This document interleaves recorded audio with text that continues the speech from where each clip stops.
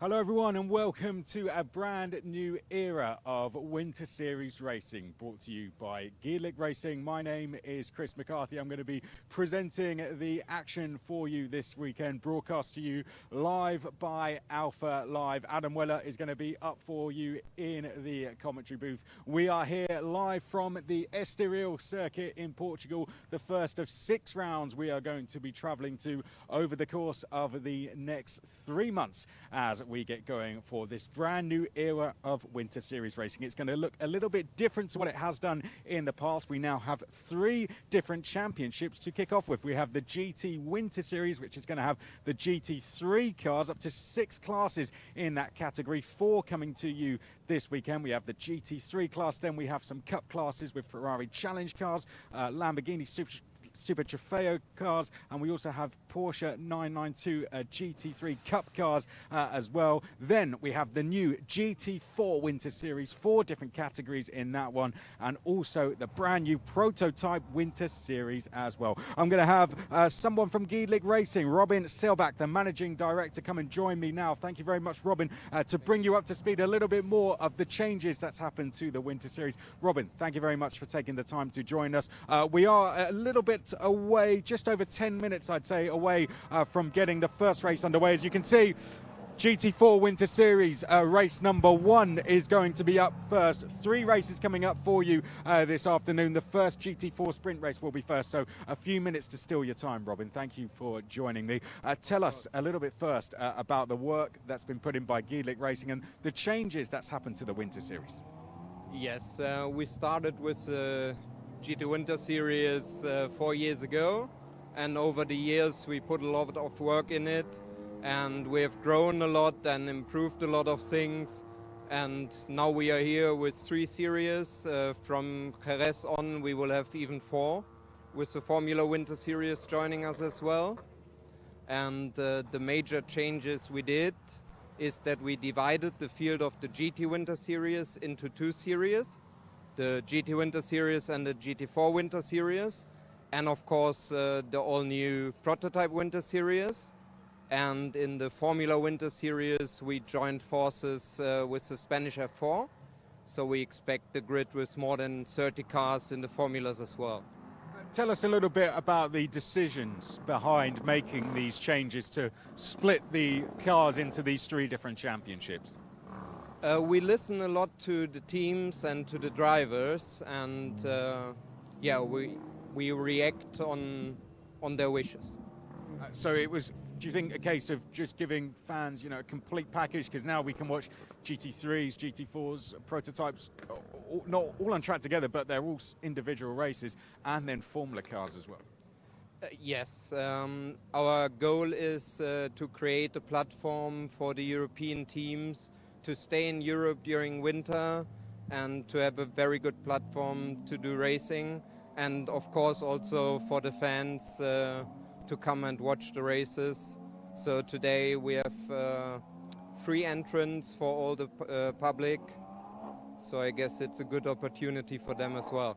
And just second week into the year, so a brand new start to the season, the racing season as a whole. A great place for these teams to start their year as a whole, isn't it? And get back up to speed again and build up to the international season. Do you think that's what you bring as a series, a chance to travel around some fantastic circuits? Because the calendar itself, we go to some really great circuits. Why don't you talk us through some of the places we're going to be visiting?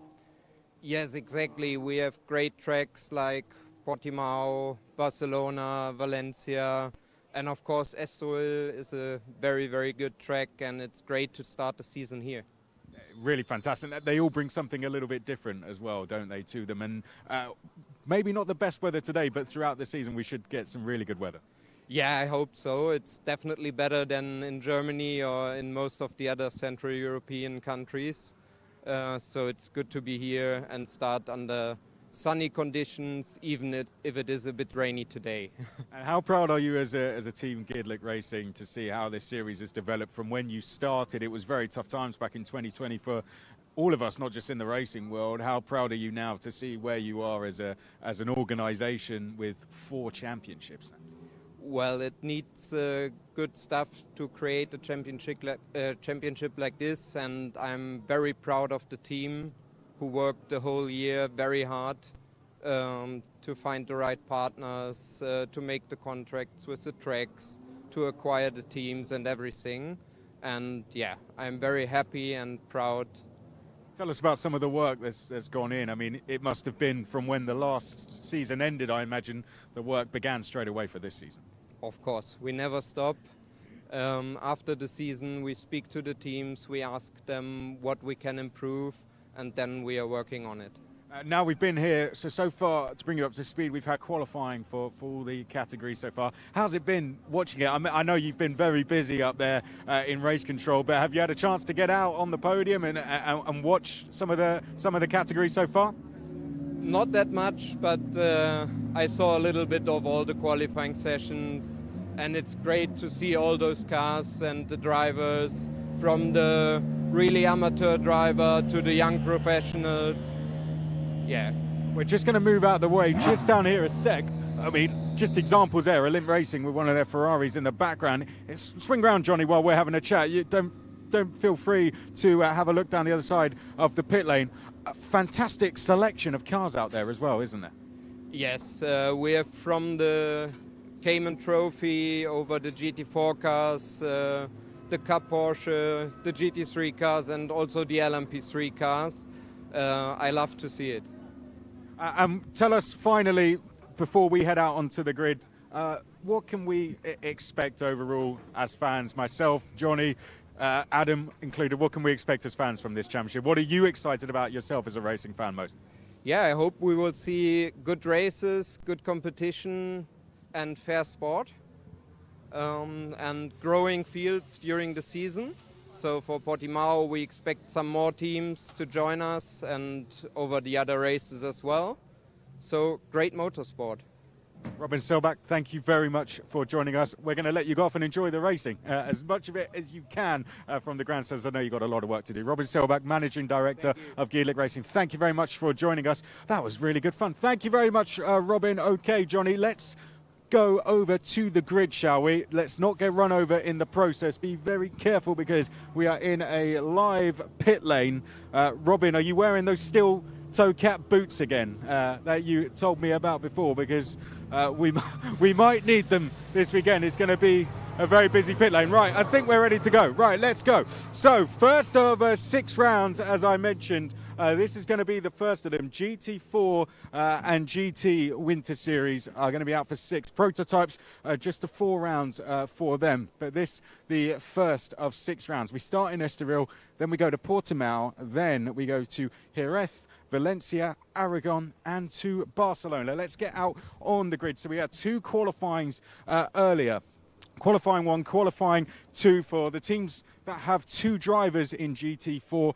The drivers who went out in qualifying 1 will take place in this 30-minute sprint race. Then the drivers who did qualifying 2 will do the second 30-minute sprint race. Then in GT4 we will have a 60-minute endurance race where they will swap. They will do a pit stop during that race between 25 to 35 minutes. That's how the format is going to work for GT4. Adam will go through it all in much more detail. Let's go and try and chat to some drivers. I'm going to chat to Leo Pichler first, our pole sitter, and then I'm going to chat to Jamie Day. He's being talked to. Let's see if we can go and talk to Jamie, someone I remember from karting. Actually, he raced in GT4 European and GT4 America. Let's see if we can have a chat to him currently. Here he is, Jamie Day, someone I remember back from karting. Jamie, great to see you again, first of all. Raced in GT4 European, GT4 America. How are you feeling starting on the front row for the first round here at Estoril? Yeah, I think it's been a good start to the weekend, getting a second and a good start to the year for the new team. I think we're doing well, and we'll just see how the race evolves. It's slicks on a drying track. I'm sure there'll be some excitement. Good. Okay, we'll let the organisers go and speak to them. We'll see if we can go and speak to Leo Pichler. I don't know how long we have left. I think we're being told to clear the grid. So Leo Pichler is there. Then we have Zach Meakin, who's going to be on the outside of row number 2, someone who was 14th in British GT last year, Zach Meakin for Elite Motorsport. Joel Mesh for Schnitzel Alm Racing comes next. Then we have Louis Liberal. So we have 4 classes, Pro-Am, Am and Cayman Trophy. Pro-Am is actually on pole position with Leo Pichler. Then we have 3 Pro cars. Then we come to the first of the Am cars, which is going to be here with Louis Liberal. I think we're being told to get off the grid, so let's have a walk off. Hopefully we can speak to some more drivers next time. But I think with that, I'm going to hand up to our commentator, Adam Weller.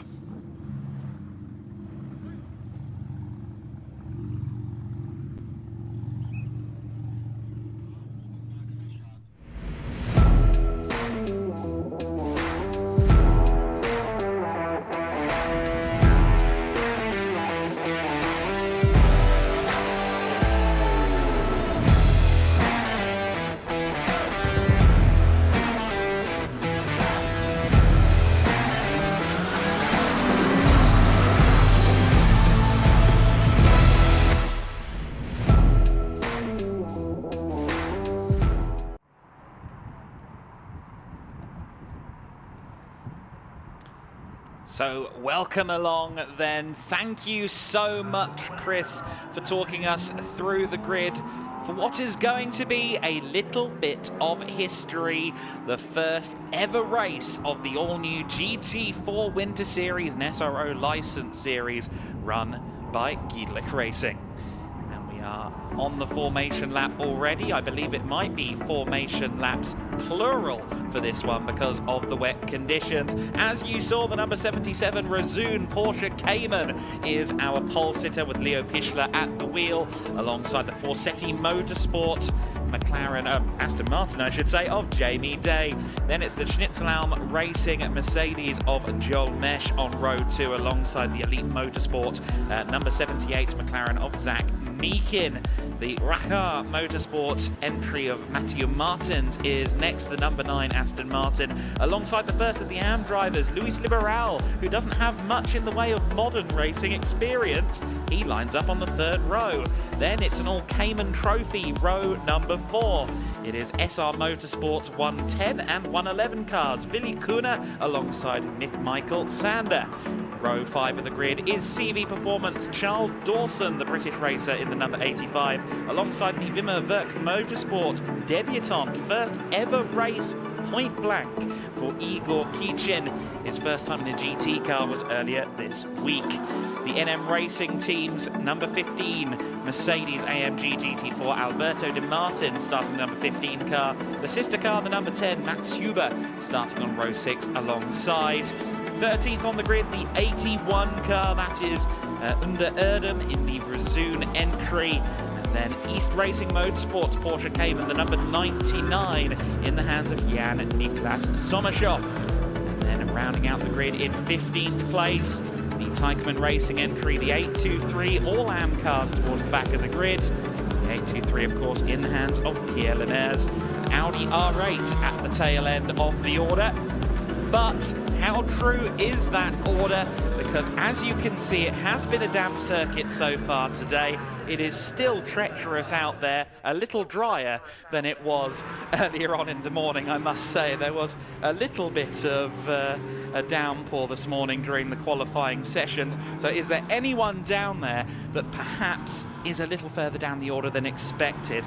We will have to wait and see. I do expect that some of the more experienced drivers, maybe Alberto De Martin, the 56-year-old Spanish racer with lots of GT racing experience to his name, I expect him to climb up the order a little bit in the number 15 NM Racing Mercedes AMG.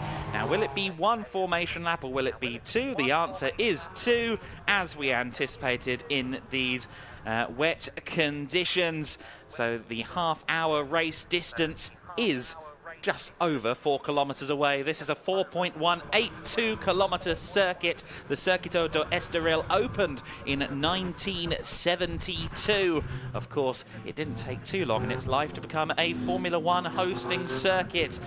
Famously, of course, the home of Ayrton Senna's first ever victory in Formula One. This is on board with the Racar Motorsports number 9, I believe that is, Matthew Martins, and on board with him. This, of course, is the first section of the circuit. Turns 1 and 2 we've already been through. This is turn 3. The corner is known as Lamy, of course, after the famous Pedro Lamy, who did so much in GT and sports car racing throughout the 2000s. A factory Aston Martin racer, of course, and there's no shortage of Aston Martins on this particular grid. It's a half-hour race, no pit stops, nothing to worry about for the GT4 Winter Series, in collaboration, of course, with the SRO for this one. The licensed series for the first time. SRO and the GEDLICH Racing working in unison, and the 6-race calendar, 6-round calendar that we have, 3 races per weekend. Quite the tale of different machinery at the front end of the order. Of course, you've got the mid-engined Porsche Cayman with the flat 6 motor 4-litre engine in the Porsche Cayman GT4 RS CS. Then you've got the front engine Aston Martin with the Mercedes-sourced engine for Seti Motorsport and Jamie Day with the first of the Aston Martins. It's a very similar engine in the following car, Joel Mesh in the Schnitzelbaum Racing Mercedes 4-litre AMG units. And then you've got, of course, the mid-engined Elite Motorsport McLaren there in 4th place as well. A lot of different shapes and sizes on a GT4 grid. The Cayman next to the BMW is a study in contrasts, for example. The 2 Caymans, incidentally, on row 4 of the grid, the SR Motorsport entries, Willy Kuhne and Michael Sander. Those cars have a slightly smaller engine, 3.8 litres. They don't quite rev as high either, and they're on slightly more standard suspension than the GT4 cars. However, in these conditions, a slightly softer, almost more road car-ish feel is preferable in some instances, so keep an eye on those 2 white Porsches. Even though they have a bit of a disadvantage on paper, in these conditions, could be quite the weapon. We are about to make history in GEDLICH Racing. The first ever race of the GT4 Winter Series is just moments away. 30 minutes of racing will begin. It's Leo Pichler on the inside. On the outside, it's for Seti Motorsport's Jamie Day. We are rolling and racing for the first time in the 2024 Winter Series package, and it is a full field of GT4 cars heading down to the first corner. Leo Pichler getting a little bit sideways there, but he has the inside line into turn 1. Jamie Day tries to go around the outside. Already a spinner. The 85 of Charles Dawson is around at the very first corner. Manages to find some bite there and hopefully will get underway, but you can see how treacherous this is.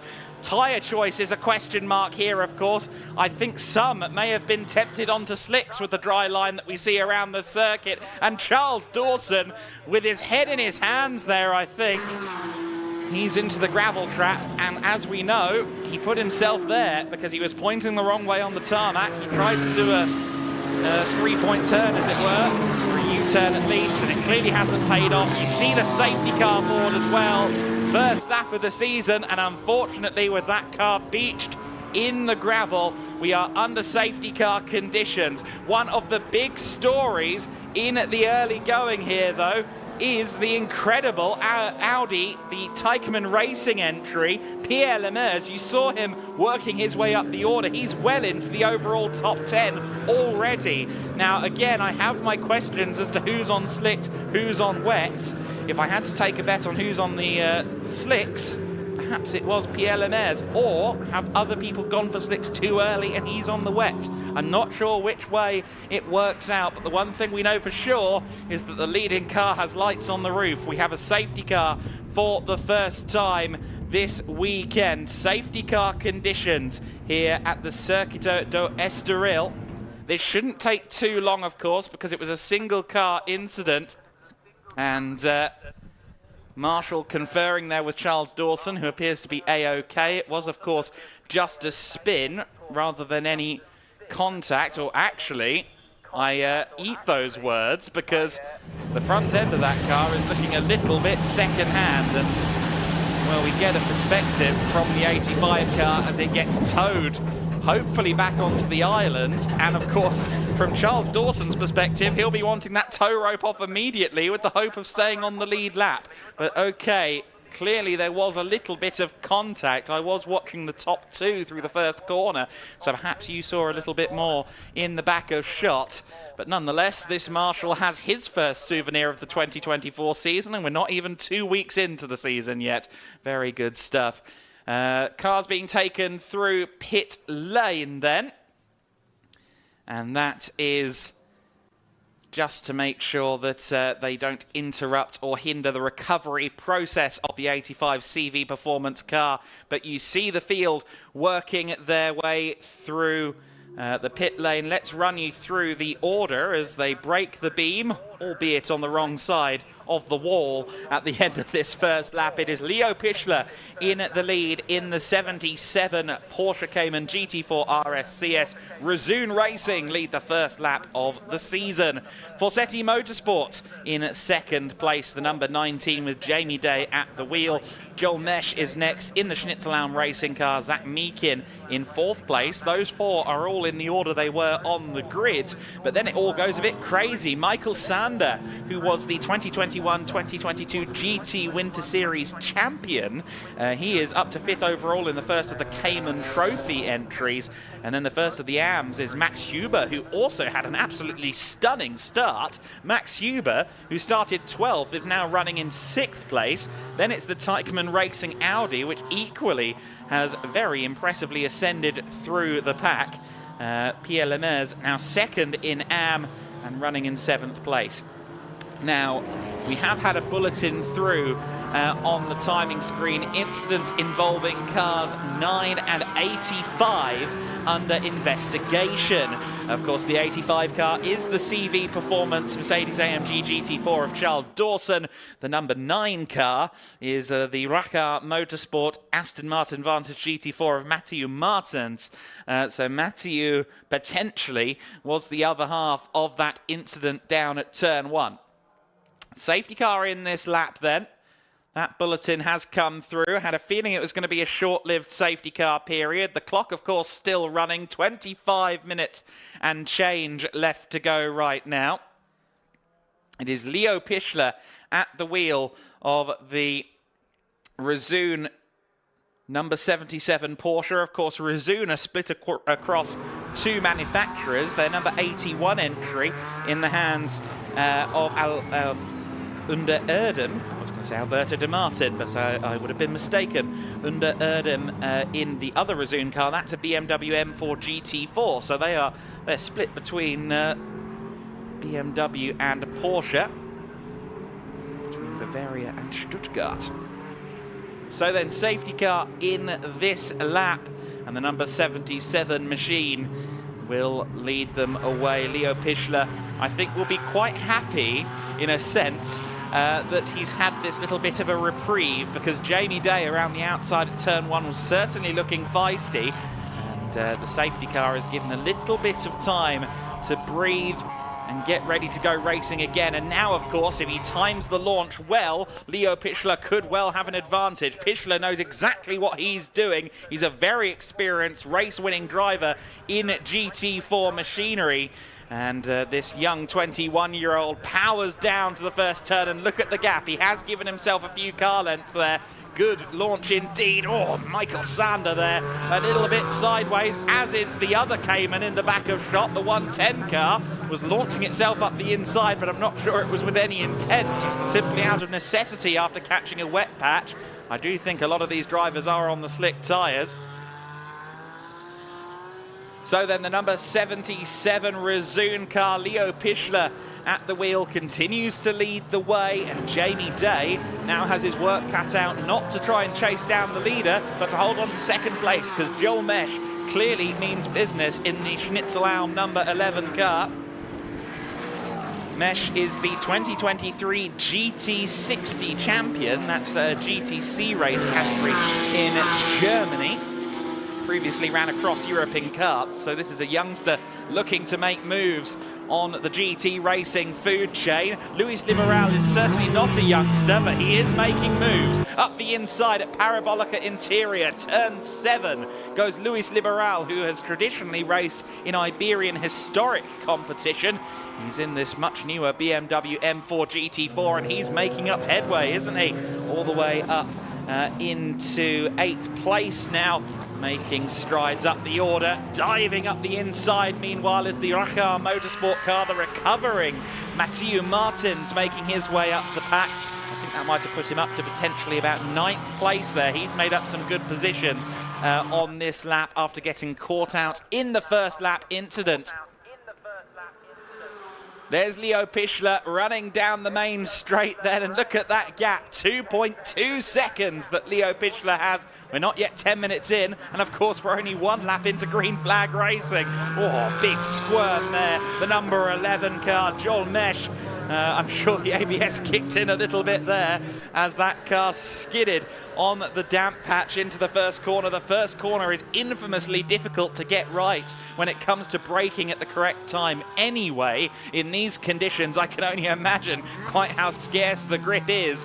The number 19 of Jamie Day just keeping him at bay, and also coming into the battle now in 4th place is the Elite Motorsport 78, the McLaren Artura GT4 of Zach Meekin. Remember, of course, Leo Pichler is running in Pro-Am, whereas 2nd, 3rd and 4th are all running in the Pro class. You see there on the side of your screen here on the live screen that the blue numbers indicate Pro class cars. So this is also a battle for the Pro lead. The leading AM car, of course, the first of the red numbers, NM Racing's number 10 entry in the hands of Max Huber. Meanwhile, the first of the Caymans in the green, just ahead the 111 of Michael Sander. So a very compelling scrap here for 2nd overall, and also the Pro class lead. I reckon that McLaren Artura GT4 from Elite Motorsport is not long going to be on the rear of that Mercedes AMG GT4. You saw there, just getting a little bit unsettled was Joel Mesh through the S's at turn 11. They now come through the Parabolica Ayrton Senna, a tyre torturer of a corner. Really long, really difficult to tell when you want to finally floor the throttle for the almost kilometre-long front straight into this first corner. Some bodywork loose on the McLaren Artura by the looks of it. Now, was there perhaps an involvement in a collision there as well from the McLaren? It doesn't seem to be affecting its performance too much.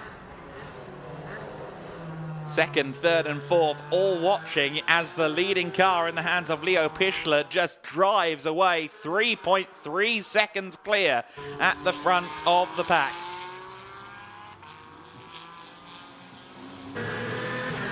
Under the bridge they go, the kink at turn 5 on the back straight. Oh, and at the S's at turn 11.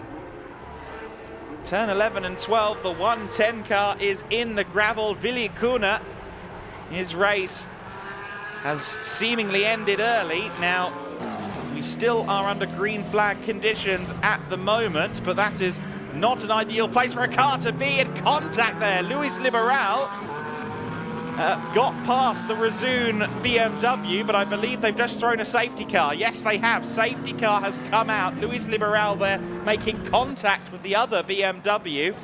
So that was Luis Liberal just nibbling the side of under Erdem. Now, did he make that position up before the safety car came out? I'm not so sure. Thankfully, it's not my job to work these things out. Well, but you saw what happened there, a little bit of contact between them, and once again, the safety car is out this time to rescue a stricken Porsche Cayman. Willy Kuna in the SR Motorsport entry goes no further. Of course, that leaves just 1 Cayman left in the Cayman Trophy class, so at this point, Michael Sander can afford to pull his sleeves up and just go racing against the GT4 cars, I suppose. His only competition in the class. the Cayman Trophy category has come to an early rest in the gravel. As I mentioned briefly on the formation lap, those Cayman Trophy cars, it's a specification primarily used in the NLS series, the Nürburgring Endurance category, formerly the VLN. Well, I'm not an expert in vehicle dynamics, but I'm not sure that thing's going forward anytime soon. Are we going to need to have a rescue on a rescue in order to get this Porsche out of the gravel? Could well be the case. The 110 car continues to be stranded for the time being. But yes, the Cayman Trophy cars, 3.8 litre engine as opposed to 4 litre. They only rev to about 7,500 RPM. I believe the Cayman GT4 RSs, such as Leo Pichler's machine, the full GT4 spec car, I believe that is more in the realm of 9,000 RPM. And also running a slightly different suspension package as well on the Cayman Trophy class machines.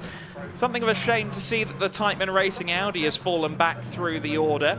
Of course, was up there in the early stages. Pierre Lemaire's making up some good positions, but now that car has fallen back through. Jan-Niklas Sommershoff at the back of the pack there in the 99 East Racing Motorsport entry. The East Racing Motorsport crew have brought in Manuel Lauck as their driver coach for this weekend. So he is coaching Jan-Niklas Sommershoff this weekend. And if you were watching the live streams last year, here in the GTWinterSeries paddock, you may remember an absolutely stunning battle in the GTWinterSeries within the GT3 class between Manuel Lauck and Michael Jus at the very end of the 2023 season at Barcelona. An absolutely fabulous scrap. Sadly, Manuel isn't racing this weekend, but he is providing a guiding light to the 99 East Racing Motorsport Porsche lineup.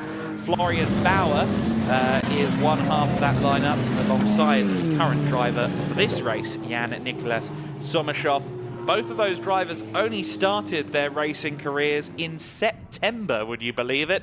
Would you like to guess where they had their first race? The Nürburgring. Start off easy, I suppose, or not. So they are on a crash course in motorsport at the moment. Only a few races to their respective names. But Jan-Niklas Sommershoff and indeed Florian Bauer have a very good mentor in the garage in the form of Manuel Lauck.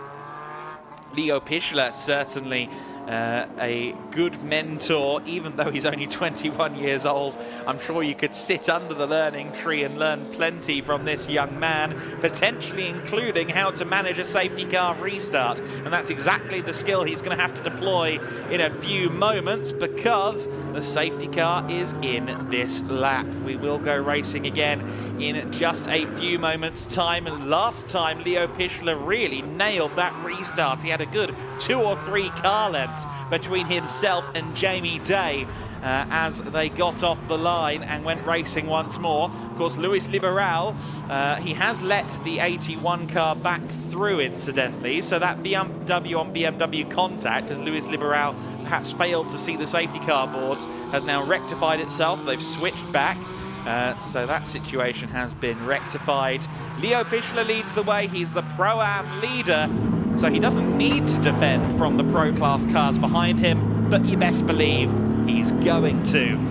We'll go racing again in just a few moments. Here's the view from the number 9 Racar Motorsport Aston Martin, which has worked its way back up into the top 5. Could they maybe secure a podium? Let's see what Mathieu Martins can do. They're back to full speed once again as we go racing. Oh, and carbon fibre flying there, I believe, off the McLaren Artura. Goodness me, that looked like a detonation at the side of the car. Clearly there was carbon fibre hanging by a thread. We spotted that earlier on.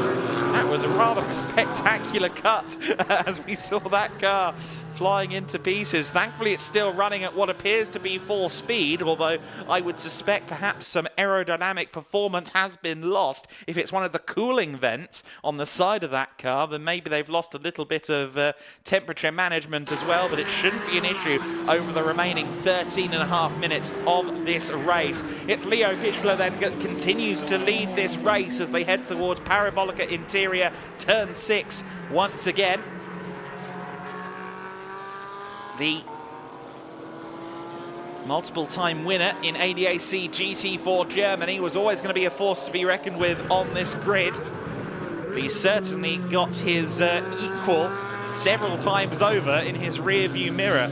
I wouldn't want to choose between himself, Jamie Day, Joel Mesh, and so on, as to who would win on a timed shootout, for example. But this is a race, and that means that if Jamie Day wants to come out on top, he has to find an Aston Martin's width around this Circuito do Estoril. Now, this is a circuit where overtaking is very much possible, and GT4 racing is a discipline that, while it should be no contact, often is a little bit physical.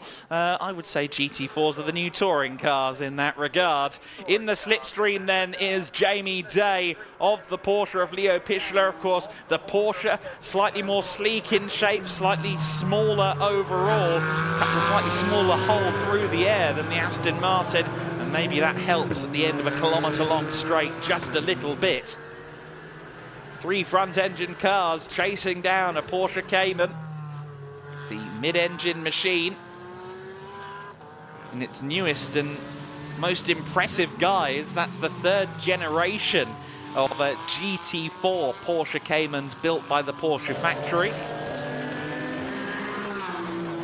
It's been a wildly successful race car. In the back of shot there, we saw Luis Liberal once again having a look to the inside of the 81 BMW. So BMW on BMW warfare further back in the pack. Meanwhile, Jamie Day is hunting Leo Pichler right now. In the early stages of the race, it looked like Leo had the performance advantage over Jamie Day, but now I'm not so sure. Jamie really is rolling the sleeves up and having a go as this race continues on. He approaches the Gancho chicane, turn 9, hip check between the two of them. Jamie Day into the lead. Joel Mesh trying to go around the outside of Leo Pichler, and here comes Mathieu Martins for good measure. Mathieu Martins 3 wide. Around the outside goes Martins at turn 12. He leads. What on earth is going on?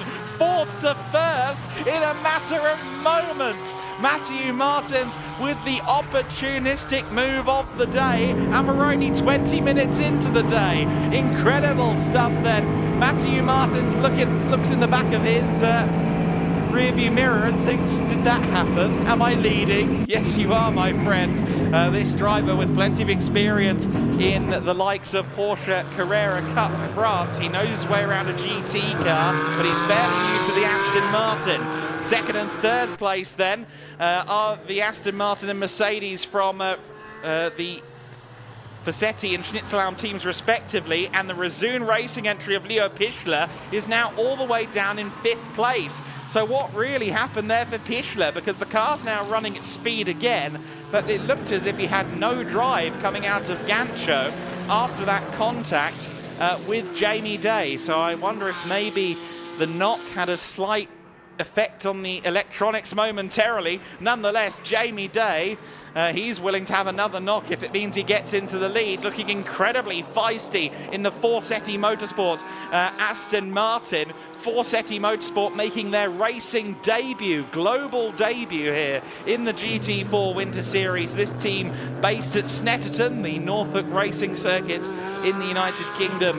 This is their debut in motorsport, and unfortunately, it's anything but a debut for that left front tyre. The number 15 car, Alberto Di Martin, the NM Racing Mercedes AMG GT4 in quite the condition. Now, there was a lot of carbon fibre down on the main straight, as we saw earlier on. I just wonder if maybe Alberto managed to find some of it 8 minutes and 40 seconds left to go in this race then, and it could go any of 4 ways. It could even go any of 5 ways. Leo Pichler could yet rally. We saw how impressive his pace was earlier on. Flash of the headlights, jink to the inside from Jamie Day. He's making his intentions clear like a true gent.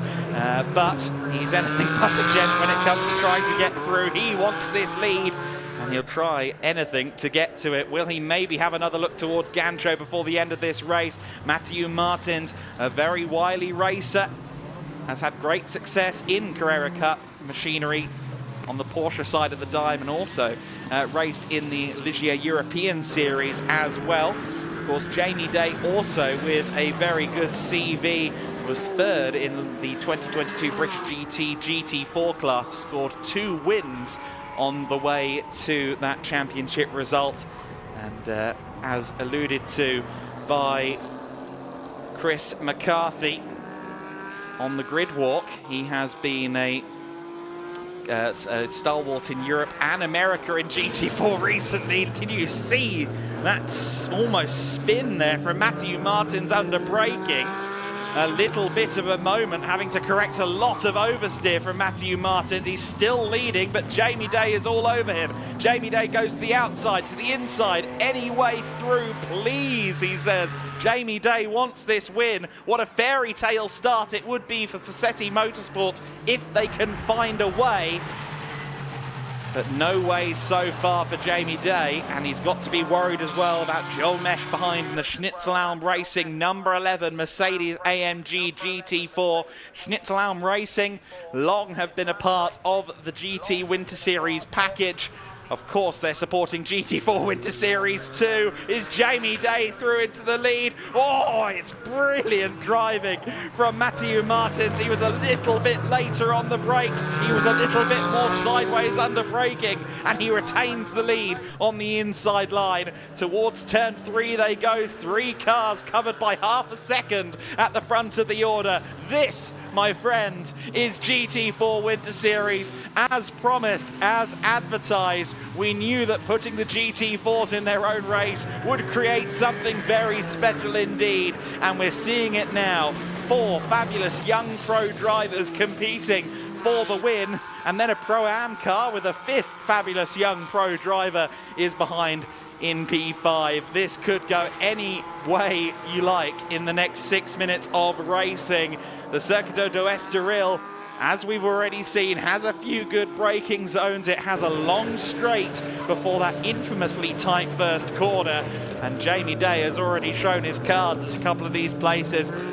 Everybody around him knows that he's going in for the proverbial, but let's see if he can make it work.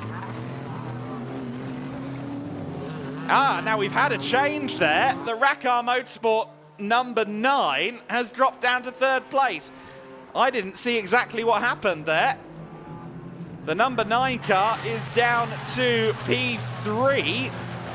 The Racar Motorsport entry, Matthew Martins, maybe went wide. Turn 7, Arella perhaps. Not sure quite what happened there. The number 15 car in the pits, as you can see from that puncture. But Jamie Day leads the race for the first time. Jamie Day across the line in the lead with Joel Mesh behind him in 3rd position. It is Matthew Martins in 4th position. It is the 78 of Zach Meakin. Zach Meakin in the McLaren Artura. Still there in 4th position. Would love an overall podium, I'm sure. But would have to try and get around Matthew Martins, although Matthew, I'm sure, is rather busy with the thought that, well, I want my win back. He's going to have to do a lot of hard work to get that win back before the end. It's Aston from Mercedes, from Aston, from McLaren in your top 4. Facchetti Motorsport, effectively a clean slate of paper, I believe, risen from the ashes of the R Racing GT4 program that was. And now, perhaps on the verge of a first ever victory in their first ever race. Could they come out of GT4 Winter Series Race 1 with a 100% record? Well, not if Joel Mesh has anything to say about it. 3 minutes. Oh, big moment there for the number 111, Michael Sander, I think that is. Or could it be Willy Kuhne? Both cars still running. It is Sander. You see the effect that's had on the tyre wall. I believe that's turn 6, the Parabolica interior. And he's tried to put the throttle down. And that car has immediately dug itself into a small hole. 3 minutes and 20 seconds of the race left to go then. Jamie Day will be keeping an eye on a mirror. Forseti Motorsport will be keeping an eye on the timing screen to see whether perhaps the race comes to an early end under safety car conditions. No confirmation of that yet. We do have confirmation, however, of no further action in the first lap collision earlier on in the race. So no penalties hanging over anybody's heads at this point. 2 minutes and 48 seconds left to go. Next time by should be the final lap of the race. This should be the penultimate lap of the race if my maths is serving me correctly. So Joel Mesh will be all too aware that time is running out. And Racar Motorsports, number 9, Matthew Martins. If you saw what happened on the live pictures, I obviously wasn't quite looking in the right place at the time, but we saw him drop down to P3 from the lead. The Taycan Racing Audi going a lap down as well after a very promising start. The Audi not quite performing as expected, staying very wide there at Orella, which is always good to see. Top 3 head through the Gancho chicane then.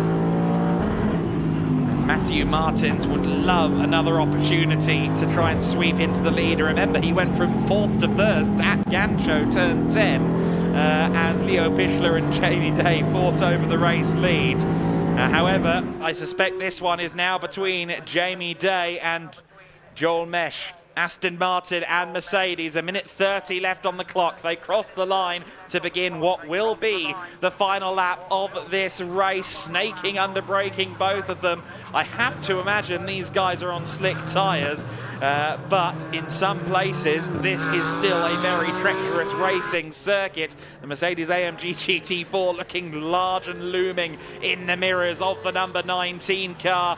Jamie Day has less than 3.5 kilometers between himself and a race victory as he heads through turn 4, Curva VIP for what will be the final time in this race. Accelerates now out of turn 4, under the bridge and through the kink at turn 5, completely flat out of course, as they make their way around the paddock towards turn 6, Parabolica interior. The Brave can make a move at this corner. Joel Mesh not close enough for that move. However, still a few sharp braking zones left to go. I don't think he'll be close enough at Orella turn 7. However, a good run through here towards the chicane could potentially set him up for a last-minute hero's lunge at the final couple of corners. Keep an eye on that 11 car. Oh, I thought he was going to have a look to the inside at turn 9, but didn't do it. They snake upward then through the Gancho chicane, now through the S's. And after that, it's the Parabolica Ayrton Senna. And the Parabolica Ayrton Senna, the final corner between Forseti Motorsport and a victory. Forseti Motorsport based at Snetterton, where there is, of course, a Senna straight. And out of the Parabolica Ayrton Senna comes the Forseti Motorsport Aston Martin and Jamie Day. A historic first win for the team in the first ever GT4 Winter Series race. Jamie Day has done it. Joel Mesh for Schnitzelalm Racing taking that second place ahead of what I'm sure will be a devastated Matthew Martins after whatever happened there. Still less than a second off the lead, so good potential there. Pro-Am win and 5th overall has gone to Leo Pichler. Battle for Am coming across the line there. The NM Racing number 10 Mercedes AMG GT4 of Max Huber, who started in 12th place. He takes the Am win and 6th overall ahead of Luis Liberal on his modern day race car debut. Onder Erdem rounding out the podium in Am. And the last remaining Cayman Trophy car across the line, the 110 of Willy Kuhne. Willy Kuhne, who of course was in the gravel himself He has crossed the line to win Cayman Trophy after Michael Sander found himself in the tyre wall a few moments ago. Certainly a race with no lack of drama, no lack of displaced Dunlops. Other tyre brands are available, but I like alliteration. What a start to the GT Winter Series season, the GT4 Winter Series in its first ever race. And it's well worth taking a picture when we've got such an exciting grid of machinery on the circuit. Jamie Day and Forsetti Motorsport are going to be elated with this result. They've been working hard. Jamie is co-piloted this weekend with Mikey Porter, who was 4th in last year's Ginetta Junior Championship. This will mark his first races in GT4, so an established GT4 talent and a promising young upstart in the Forsetti Motorsport garage. And Forsetti themselves, you have to say, are also promising young upstarts. One race, one win. Let's see how that record continues to evolve. Great and well-deserved podium. We had some real exciting racing there. I wonder if Chris McCarthy can get some insights into exactly what happened with Matthew Martins, because I don't think we saw that. Certainly I was looking at the timing screen or something of that nature as it happened. The number 19 car, Forsetti Motorsports, to the top step in their first attempt at trying. That is going to be quite the celebration down there this evening, I am sure. This is the first of two 30-minute races, of course, today. We have some very exciting racing to come from the GT Winter Series at the end of the day. We have prototypes up next, of course, so plenty to come. But haven't we started on a high note in the GT4 Winter Series? Matthew Martins with a bit of a shrug there. And just listening into Matthew Martins here. Interesting talk there, signalling that perhaps he was pushed by the looks of it. Obviously, I am not a multilingual individual, so I can't tell you exactly what he was saying there, but it certainly looked like he was suggesting there was a push at some point. Matthew still off to an incredibly hot start in the GT4 Winter Series. 3rd in that race is no mean feat in the slightest. And Joel Mesh, I wonder if he's got a second career in basketball. He's a tall young man, isn't he? Brilliant performance from him as well. The number 11 Schnitzelhelm Racing crew with a 2nd place finish. They know how to win championships in the GEDLICH Racing paddock, that much is for certain. It was Schnitzelhelm that took the championship with Michael Sander and Marcel Marshevix back in 2021 and 2022. The Winter Series formally taking place either side of Christmas. This year, the paddock compacted from January into March. So then the results for that race. It was Forsetti Motorsport with the Aston Martin leading the way in that one. Jamie Day securing the victory ahead of Joel Mesh. The Racar Motorsports, Matthew Martins finishing 3rd overall and 3rd in pro, ahead of the Elite Motorsport McLaren of Zach Meakin. My apologies. Razoon in 5th place overall and also taking the Pro-Am win thanks to Leo Pichler, who'll be disappointed not to have converted pole to a win. The first of the AMs, the number 10 machine, Max Huber, then the Speedy Motorsport BMW of Luis Liberal. The 81 car Under Erdem in 8th place ahead of the 99 Porsche from East Racing Motorsport. A solid top 10 from Jan Niklas Sommershoff. In 10th place, Wimmerwerk Motorsport with their young debutant Igor Kichin. He rounds out the top 10. Cayman Racing's 823 Audi a lap down and finishing 11th ahead of the rather troubled SR Motorsport Porsches. The one that had slightly less of a big incident, Willi Kuhner, taking the class win, 12th overall. SR Motorsport not reaching the finish, of course, that car of Michael Sander in the wall. The NM Racing, Alberto De Martin had a puncture, of course, we saw that. And that rounds out our finishers, certainly, in that race. And there you go. That was a spectacular start to a new era of the Winter Series. We had 2 championships, now we have 4, and personally, I can't wait for more. For now, though, let's go down to Chris McCarthy. He's down in the pits.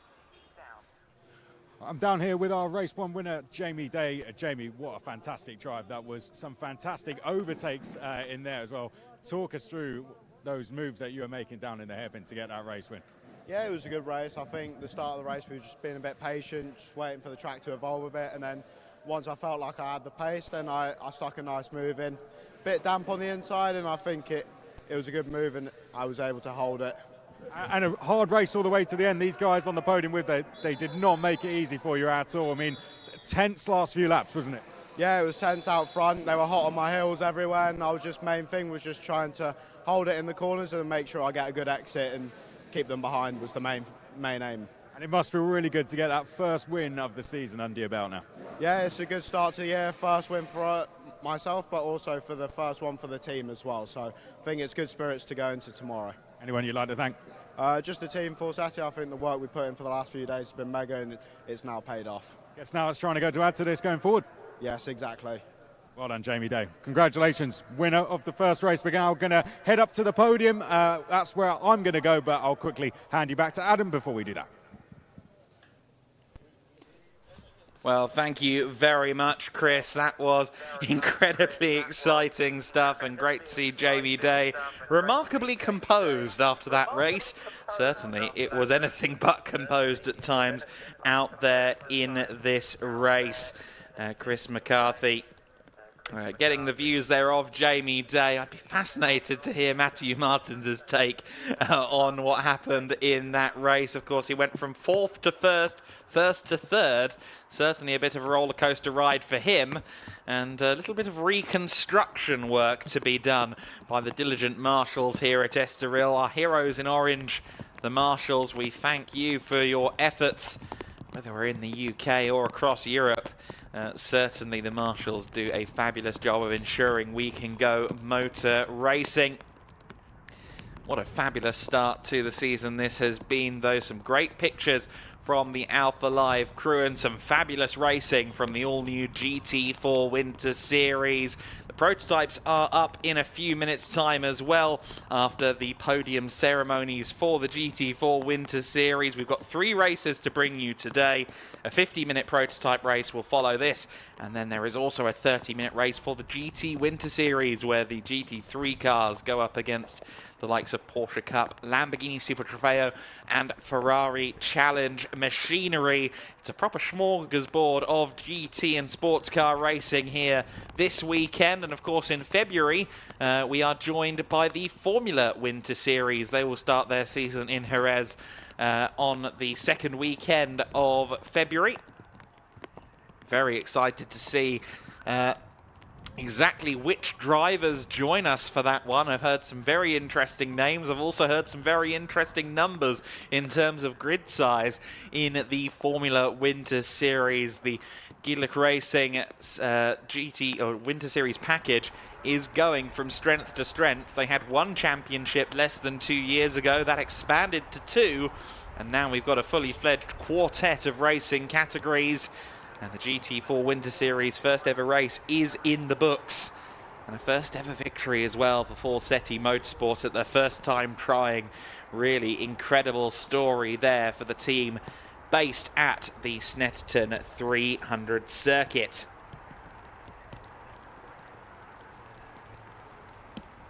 As you can see, conditions certainly anything but ideal out there. And in fact, just looking, I'm just wondering if it's starting to rain again, because in general there's more of a haze over the horizon than there was a few minutes ago, and I think I can hear some ambient rain falling as well from the camera. See if you can hear it too.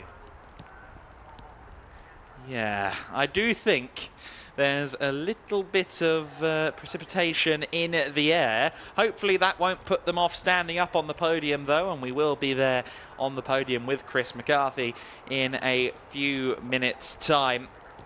The first podium ceremony of the year. The first ever podium for Forseti Motorsport. And certainly for Matthew Martins, maybe a slightly bittersweet feeling as he climbs onto the podium. Any racing driver loves being up on that podium, but in these circumstances, with what, as he was signalling, what may have been a little bit of contact on his way to losing the lead, perhaps he won't feel quite so jubilant as he would under normal circumstances.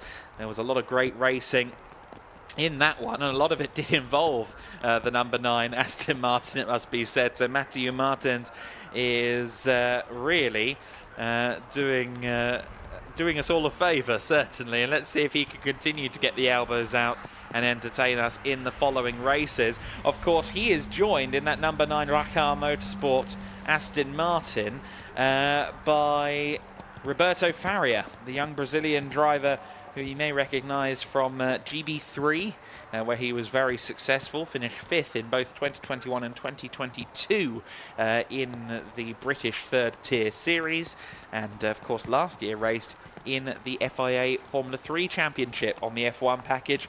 Has made a couple of dabbles in GT racing already in the Iberian Supercar series, and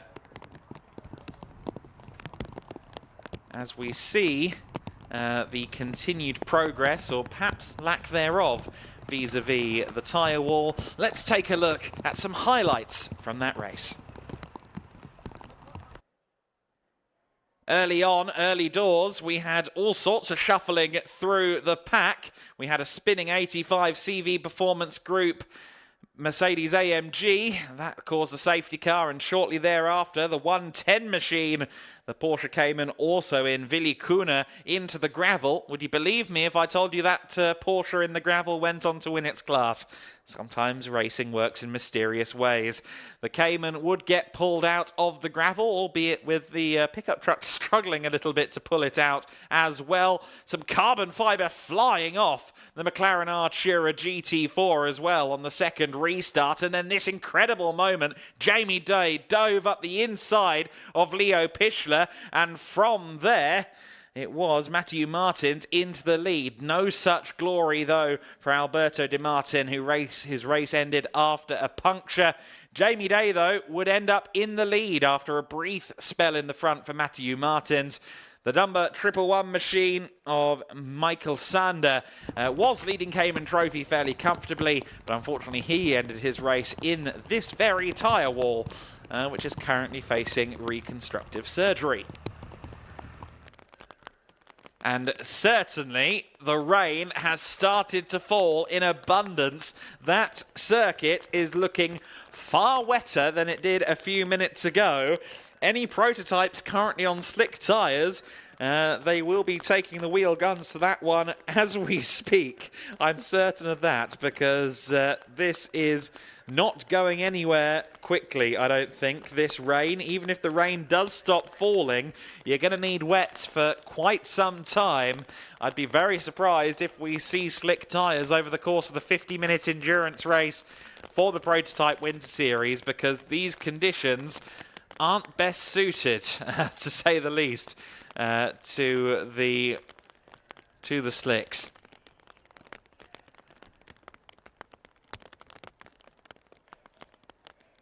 So then, the conditions have changed notably since the race ended. And let's see how the conditions are on the podium. Chris McCarthy is there. Hopefully he doesn't get wet hair. Let's go to him now. Yeah, it is pretty wet down here. Sorry, thank you for bearing with us, guys. Right, let's get on with the podium. I think we can all agree that was an absolutely fantastic race. Thank you all for bearing with us down there. Let's get the drivers who put on that show onto the podium. Starting with our pro class overall, finishing in third place, the number 9, Matthew Martins. We can give him a round of applause. It was very close between our top 3, finishing just ahead in second place. Here come the crowd, the number 11, Joel Mesh.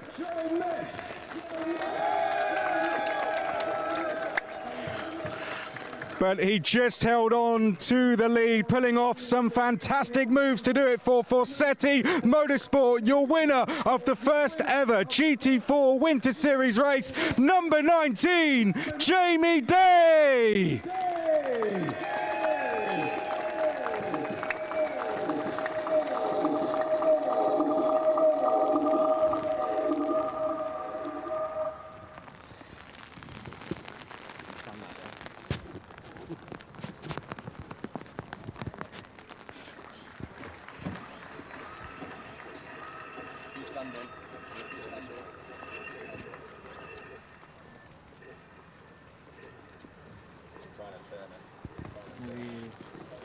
Well done to our top three, guys. If we all got our pictures, I think we can agree that was a fantastic race. Let's give them one more round of applause. Your top three in the first ever GT4 Winter Series race. Well done, guys.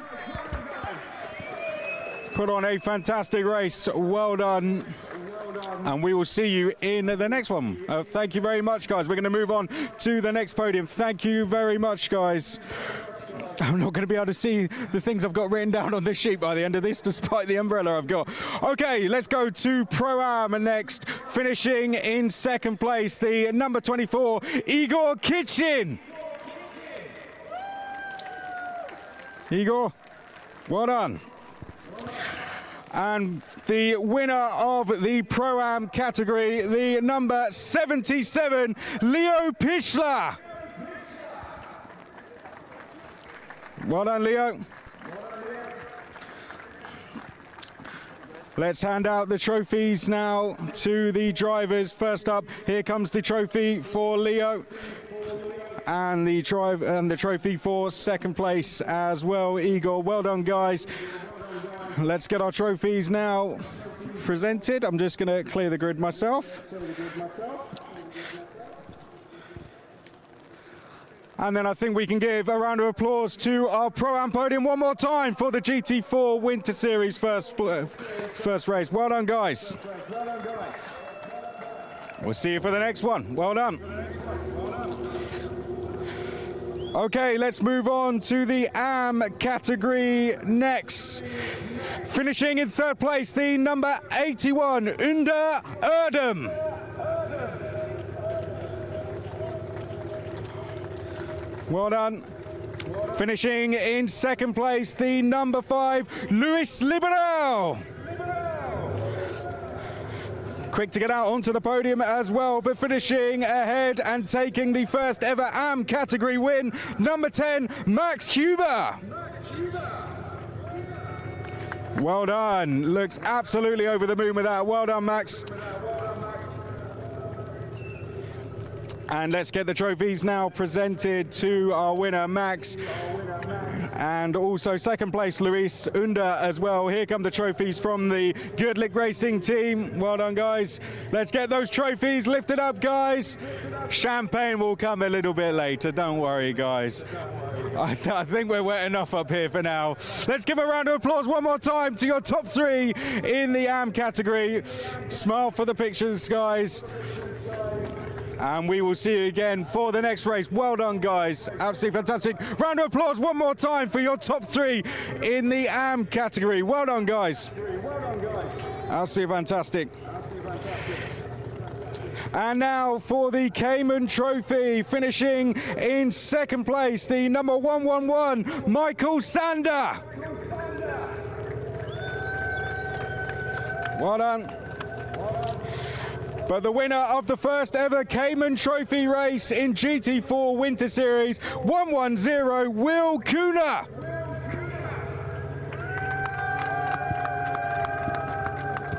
Well done, Will.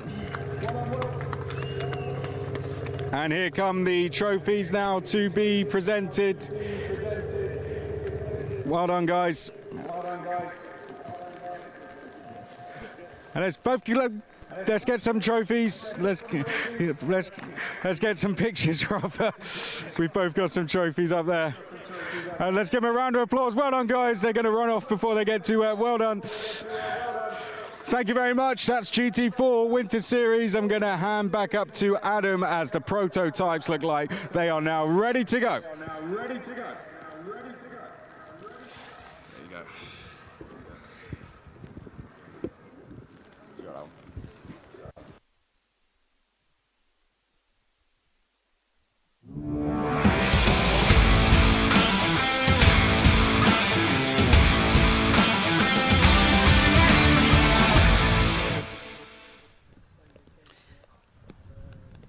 Well, I'm not a weatherman, but I suspect this one's going to be a little bit slippery. The Prototype Winter Series are faced with the Largo do Estoril for their first ever 50-minute race. The LMP3s forming the majority of this grid for a 50-minute race with a mandatory pit stop to be served between minute 20 and minute 30. For some teams, this will mean a driver change. For others, it is just one driver competing solo in a very exciting grid of cars. Truly, the LMP3 machines sound like Thor's hammer, let's be real. They are absolutely fabulous sounding cars. This 5.6 litre Nissan engine in these LMP3 cars won't be there for too long, but for now let's soak in them because they are absolutely fabulous. The Prototype Winter Series grid then, the number 33 Rinaldi Racing car is your pole sitter. That's the Holtzum twins, Sandro Holtzum and Giuliano Holtzum, starting from pole position. Alongside is Conrad Motorsports' Danny Sufi. The young American drifter is starting from the front row of the grid. The ANS Motorsport car, that is not an LMP3 car, that is the Class N entry, the Nova Proto NP02, starting from third on the grid, alongside the sister ANS Motorsport entry, Julien Lemoyne and Clement Moreno. That car is an LMP3, a Ligier JSP20. The Molnar Motorsport team with one driver in their car, Emil Heyerdahl, starting from 5th place, alongside the DKR Engineering number 3, that car to be shared by Tom van Rompuy and Laurent Heur. And the fourth and final row of the grid, the number 66 car, that is Steve Parrow and the GT and Prototype Racing ace that is Daniel Kylwitz. He'll be joined on the back row of the grid by the number 12 entry, Charles Delbracin, and Leah Mauer taking the start for Racing Experience in the number 12 Duquesne D08. So 8 cars to take the start for this one, but they are not yet out there on the circuit. I do wonder if some are having to fit fresh tyres onto their wagons. The pit lane was due to open at 5 minutes past 3, and it does appear that pit lane is now opening. Looks like we might be a little bit behind schedule, perhaps because of that barrier repair that we saw from the previous GT4 race. So then the cars making their way out now onto the circuit, and let's see who survives in these wet conditions. These prototypes, of course, much more of a purebred race car than the GT4s that we saw earlier on. The GT4s, road cars, at least built from road cars, of course, production-based machinery, therefore a little less stiff, a little more forgiving in the corners, whereas these are thoroughbred carbon chassis race cars. They are incredibly stiff, incredibly sharp. That means they're very fast. But it also means there's not much wiggle room if you get it wrong. And that big V8 engine certainly remains unshackled in the rear as well. Not the kind of race car I would want to drive in the wet personally, but these drivers from a mix of backgrounds will be doing just that. I'm very excited to see quite how this one unfolds. Our starting drivers for this race will be Tom van Rompuy in the number 3 DKR machine. So Tom, who has some good experience at events all the way up to the Le Mans 24 Hours, will be in the number 3 car. Danny Sufi, of course, is driving solo. The first driver for Racing Experience towards the back of the grid, that will be Leah Mauer starting that car. Towards the front of the field, the number 33 Sandro Holtzum takes the start in the 33 Rinaldi Racing entry. So that's going to be interesting to see how Sandro runs. Of course, he was also competing in DTM last year at the very pinnacle of German motorsport, and we'll see how he performs in these conditions. These LMP3 cockpits are pressure cookers at the best of time. in these wet weather conditions, I don't want to know quite how tense some of these competitors will be right now. There you just saw the 71 car going through shot. That's the rather different looking Nova Proto MP02. This one of the Ligier JSP 320s, the 66 Rinaldi racing car that you see there, but the rather shorter and smaller car, the Nova Proto MP02, while it does look a little diminutive in some regards, it's certainly a little less tall than the LMP3 cars. It is no less powerful. It's powered by a 5-litre Ford V8 engine, the Coyote block engine, or crate engine, I should say. That car is fairly powerful in its own regard, so quite evenly matched, actually, with the LMP3s as a rule. A well-driven Nova Proto can sometimes beat the LMP3 field in races of this nature. And we'll see whether Kevin Rubin can do that from the second row of the grid, P3 on the grid for Kevin Rubin in the number 71 ANS Motorsport entry.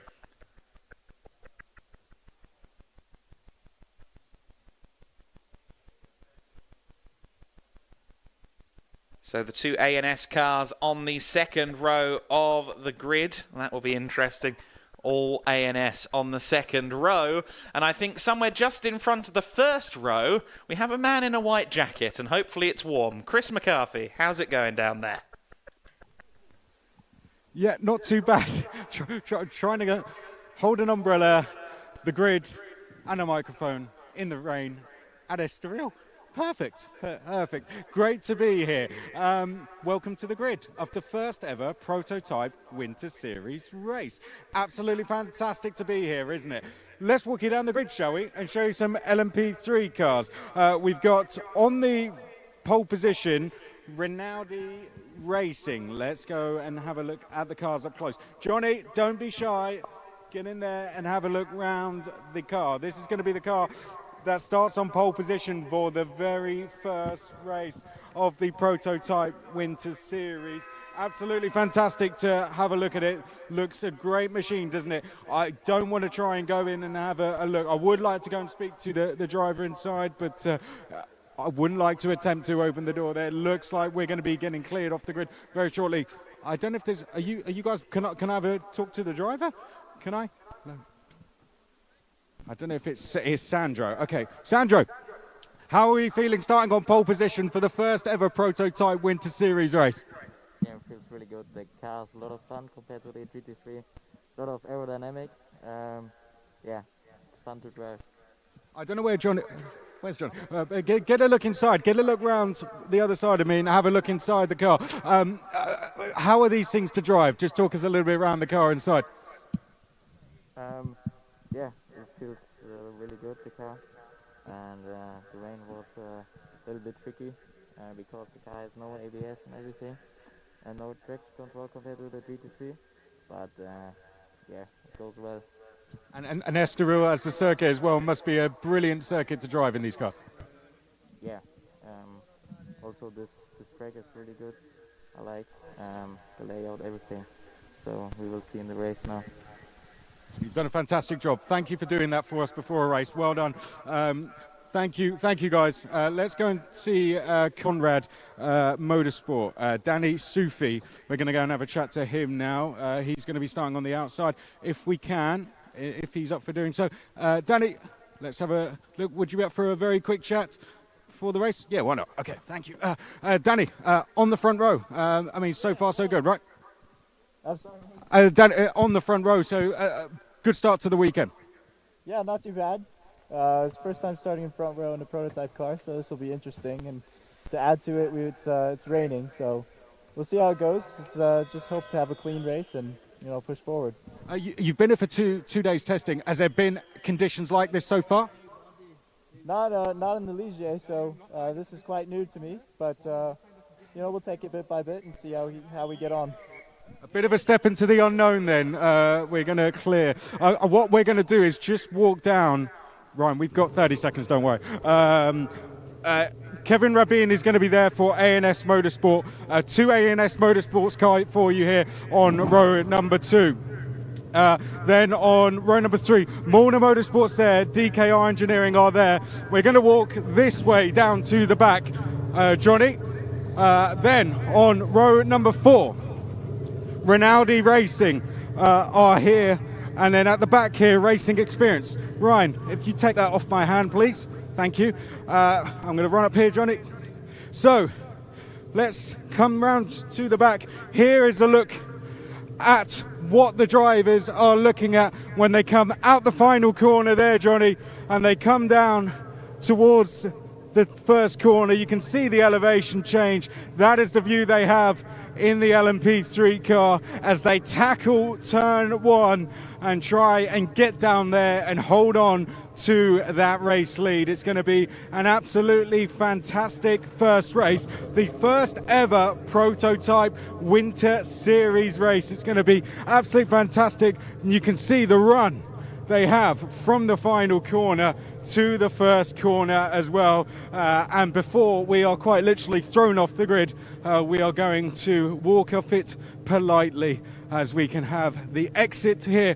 And with that, we're going to take a very, very short break before Adam Weller, who I'm sure ready to talk you through all the details you need to know and through the grid before we get started for the first ever prototype Winter Series race.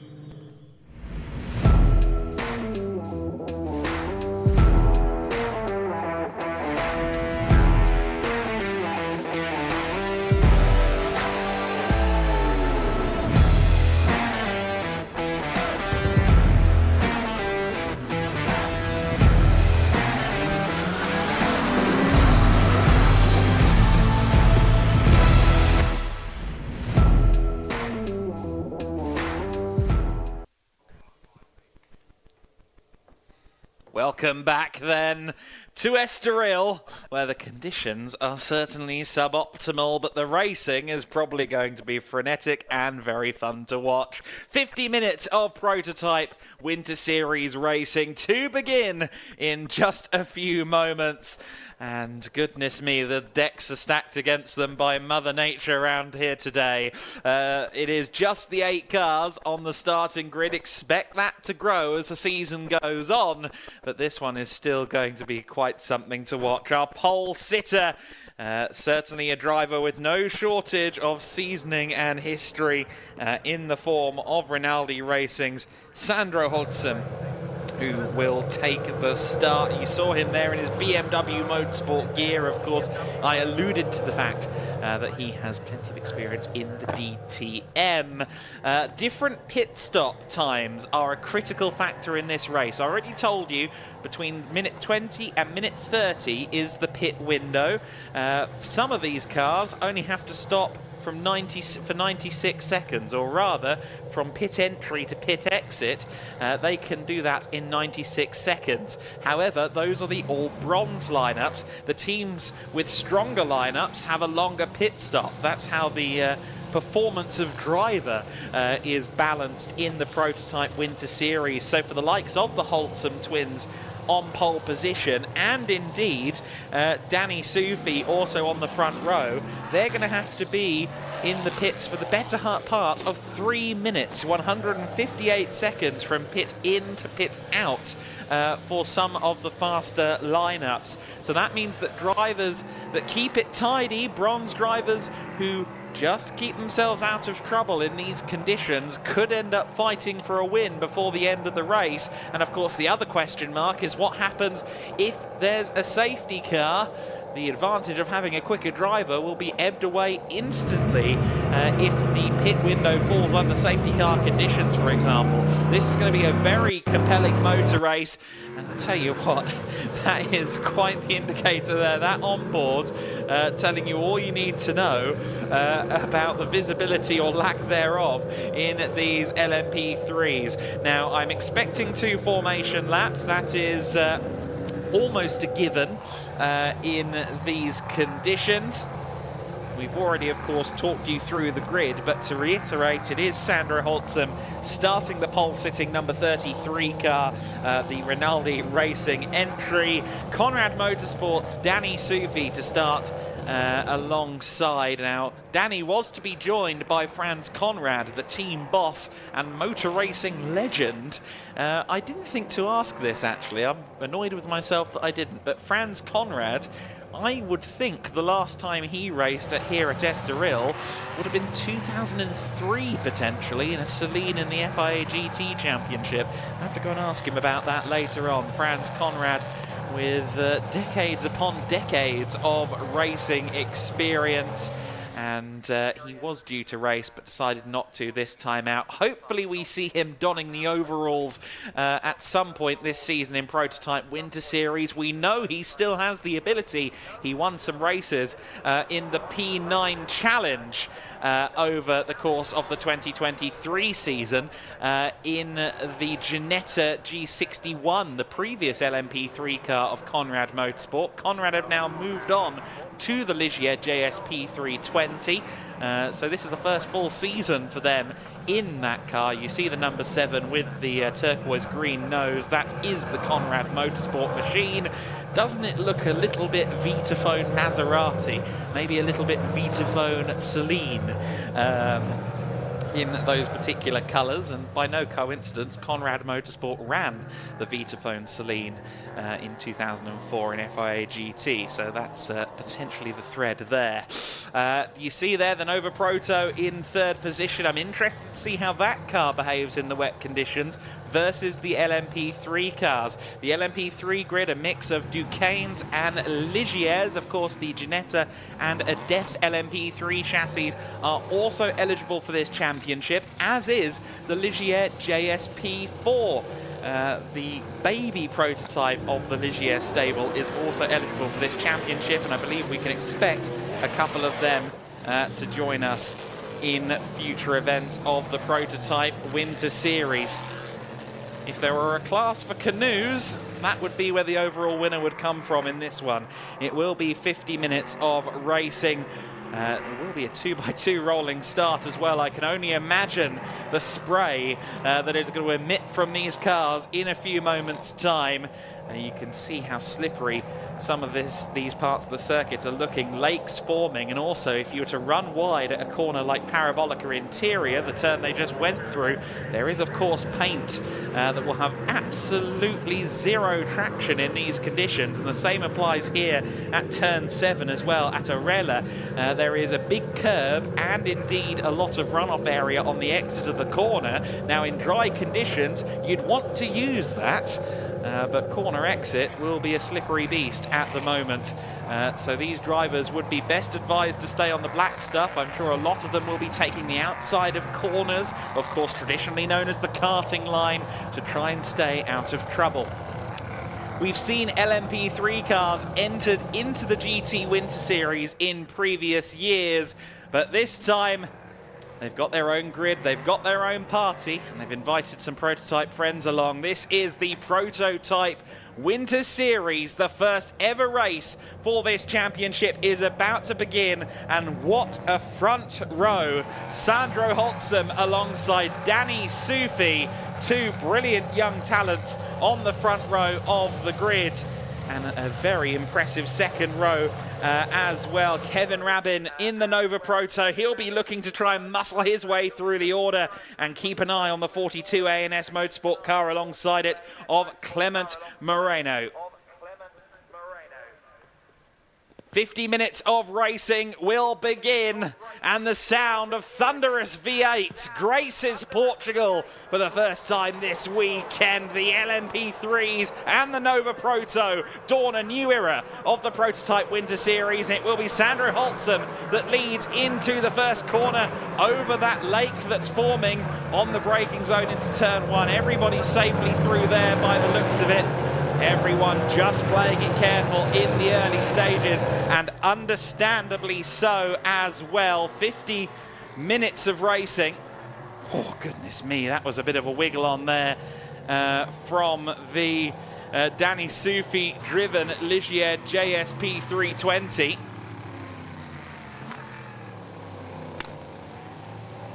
Impressive car control already on display from everybody. Danny Sufi, I mentioned it earlier on, he's got some experience in drifting. He did some club level race in the United States, then went drifting, and has since kind of taken a bet on himself and moved over to Europe, and is pretty much living at the Conrad Motorsport headquarters as he continues his travails up the prototype racing ladder.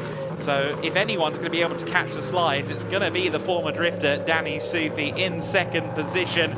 You see they're quite spread out through the field. Quite surprised that they're taking quite as much curb as they are on the approach towards Gancho, to be honest, because surely must be incredibly slippery, but you're not going to find any traction around this circuit as it stands. Of course, racing tyres inherently are fabulous in the dry conditions.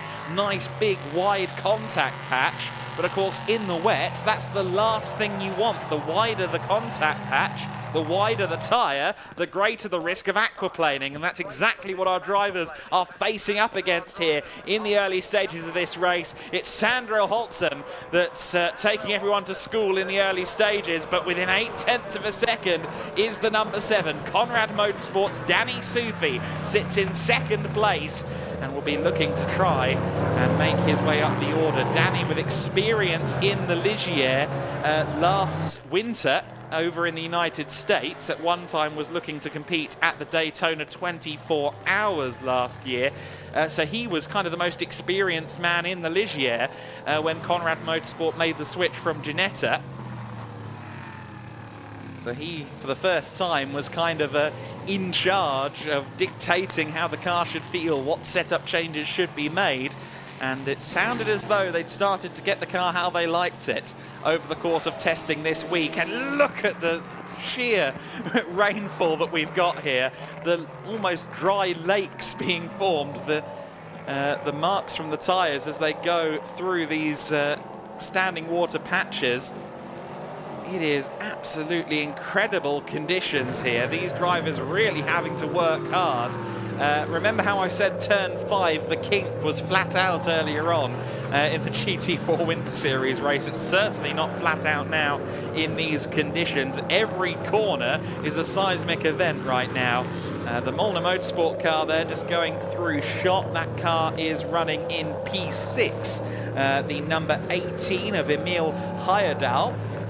Heyerdahl will be looking to capitalise on maybe some of his single-seater experience. Heyerdahl was a champion in the Formula STCC Nordic using the Formula Renault 1.6 cars back in 2018, the number 18 Molnar Motorsport car, driven by the young Norwegian driver who's since taken to Carrera Cup Scandinavia, the NLS Series, the Creventic category, GT4s. Oh, Danny Soufi loses it into the first corner. Huge contact, both cars into the gravel. Danny was a passenger as soon as the rear let go, and unfortunately that's major damage to both cars. The Rinaldi Racing 33, you can see its rear right is hugely damaged, and the front end may have found the tyre barriers as well. That was a big impact. Sandro Holtzen there tapping his head. I think he might be communicating on the radio and accompanying it with some body language. The ANS Motorsport car, though, moves into the lead as a result of all of that. Young Kevin Rabin, for the first time, is a race leader. Now, of course, we just saw a major incident, and you might think, well, don't we want to focus on the incident? Well, no, because a 16-year-old Swiss racer in his second ever racing weekend is leading. However, not for long, because the red flag has been put out on this race, and I didn't want to say anything, but I had a feeling it was going that way, because while I jested about the conditions, it was clear that they were only getting worse, and I think the team here at GEDLICH Racing have made a very wise decision to take a red flag at this time. The weather certainly not favouring anybody right now, and of course they also need to clear that incident between Danny Soufi and Sandro Holtzen. I feel for both teams, for Rinaldi, for Conrad, because both of them will have cars with a lot of damage.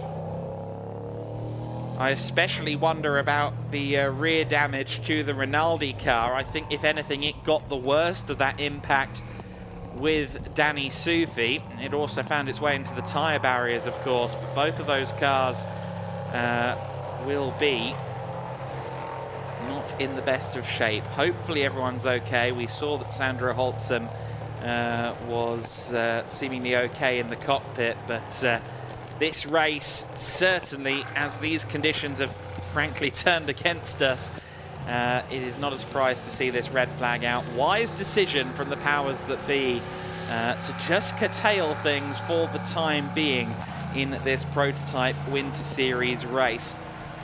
The red light panels are flashing. That grandstand earlier on did have a smattering of fans, but rather unsurprisingly and rather understandably, they have sought a little bit of shelter in these conditions. The cars have been instructed to the end of the fast lane, so the cars will stop at pit exit in these red flag conditions. Now, we only got a little under 5 minutes of racing before the red flag, so we'll see if any of those laps will count towards the distance. Meanwhile, Chris McCarthy is rather diligently out there with a microphone. He can tell us a bit more about what's going on down in the pits. Thank you, Adam. Yeah, the conditions down here, pretty grim, to be honest. I think you got the good spot up there in the commentary box. So we're down here in the pit lane. Johnny, if you just swing camera around there, you can see one of the cars coming down into pit lane. Now, red flag has been thrown out. Here comes one of the cars in, the number 12 car, just making its way past us. Look at the spray. Even whilst we're here in the pit lane, you can see the spray coming off the back of the cars. We'll take a little bit of a walk down. You can see them queuing up at the end, but it's just the conditions so bad. I mean, we got a lot of support in.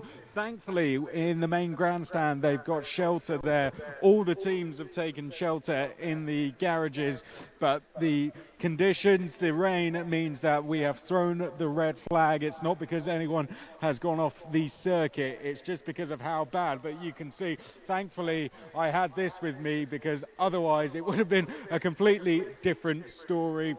We do have 2 cars off at turn 1, I'm hearing, but I'm thinking it's more a combination of that and the weather as well. Pretty windy as well down here. We're going to just go over to this side. It's pretty windy out there, but I think it might be just a little bit of time. Looking down pit lane, you can see the amount of water that has now come down the pit lane, just because of the amount of rain that has fallen. But yeah, Adam, conditions down here not very good at all. And looking around, Johnny, if we do a general pan around the area, the clouds around, it doesn't look like it's going to be improving any time soon. So the conditions for the drivers not very good at all. And when you think, I mean, Adam, you've been here since Thursday morning as well. They've only really been driving in the dry conditions. So for the drivers, this is the first real time they've been tackling conditions like this. So it's no real surprise that it's taken some prisoners already. And it's going to be very tricky for all the categories going forward if the weather is to stay as it is. So I'll hand up to you now quickly, Adam, whilst I run down and see if I can speak to some drivers. Yeah, thank you very much, Chris. Yeah, to your point, I was here actually from Wednesday. I've had the luxury of taking in Estoril for a good few days now. It was dry conditions all the way through the week. They've been testing here for a lion's share of the week here, not just through Winter Series, but also GEDLICH Racing's race test program, which is designed to, again, optimize track time across the winter months and make sure that everyone is well prepared for their summer. And sometimes you have to prepare for conditions like this. And, well, on the Saturday, for the first time this week, we have had rain here at Estoril, and it is falling in a rather generous fashion, but I could frankly take a smaller portion. Good to see that Danny Sufi is out of the car and okay. We saw that Sandra Holtzum was all right in the immediate aftermath of that accident. And Danny, while I'm sure he is most aggrieved at what he is seeing and won't be happy with the error he made, at least he is all right. The youngster in the silver helmet has really been taken under the wing of Franz Conrad in the last 18 months or so, since he came over mid-2022 to start racing in Prototype Cup Germany. He also raced at the Nürburgring 24 hours in a Lamborghini earlier in the year, and now you can see the damage caused by that accident. And I believe we can get a look at what happened here between Danny Sufi and Sandra Holtzum. Sufi in the slipstream just loses the rear end as he applied the brakes, hit that lake that had been forming on the front straight towards turn 1, and unfortunately from there he was absolutely a passenger. Nothing that he could do once the car stepped out, and in conditions such as that, it is so easy for this kind of thing to happen. Danny is an absolutely lovely young man. I know that he is going to be upset at this situation, but that was really out of his hands in conditions like this. And as Chris alluded to, this looks like it is going to be quite a lengthy delay. I know Chris is very diligently seeking drivers as well, but we will continue to bring you thoughts, insight and reaction as we await the return of racing here at Estoril. Again, a doff of the cap to the recovery crews and the marshals working so diligently out there in these absolutely horrid conditions. You see them there seeking cover. And I do like the fact that one of them has a GoPro on. That must be some interesting footage here and there. That's a really interesting thing. I wonder if we can get that on the Alpha Live feed. That would be good, wouldn't it? Amazing to see so many fans here as well. The Winter Series is a free-to-attend event. So if you're at Portimao next week, do come along, because there will be some absolutely fabulous racing from the prototypes, the GTWinterSeries and the GT4s. And then, of course, we do an absolutely sensational tour of Spain, 4 circuits: Jerez, Valencia, Aragon and Barcelona over the course of February and March. And all of those events are free for spectators. And hopefully some of them will have nicer weather as well. But we are opening the doors to the spectators, to the fans, not just with free spectator access, but of course this is the first time that we are bringing you the full Winter Series calendar live and in full. You will not miss a second of Winter Series racing this year.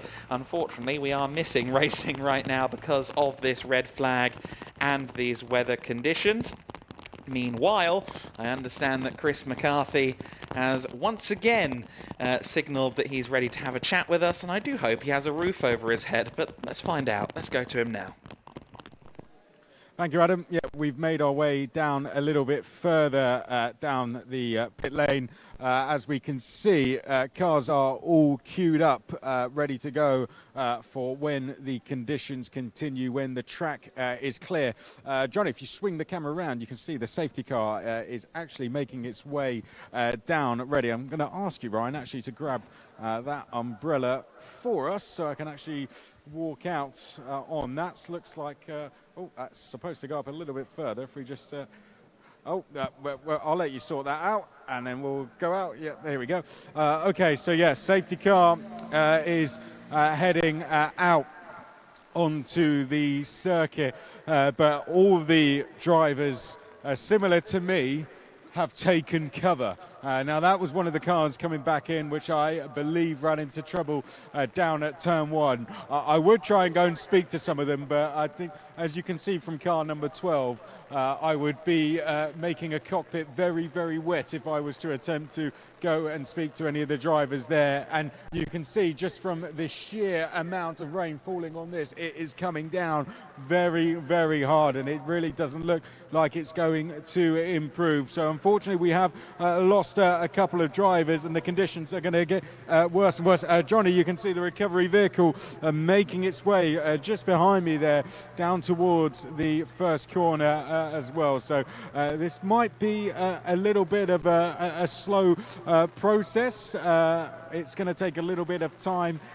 Main reason being the weather around us. It's the rain coming down, the volume it's coming down at. So, but that's the latest update from me, Adam. All the drivers still in their cars. They've got some of the mechanics over and the engineers just talking to them at the moment. But the rain still coming down very, very intensely down here in pit lane.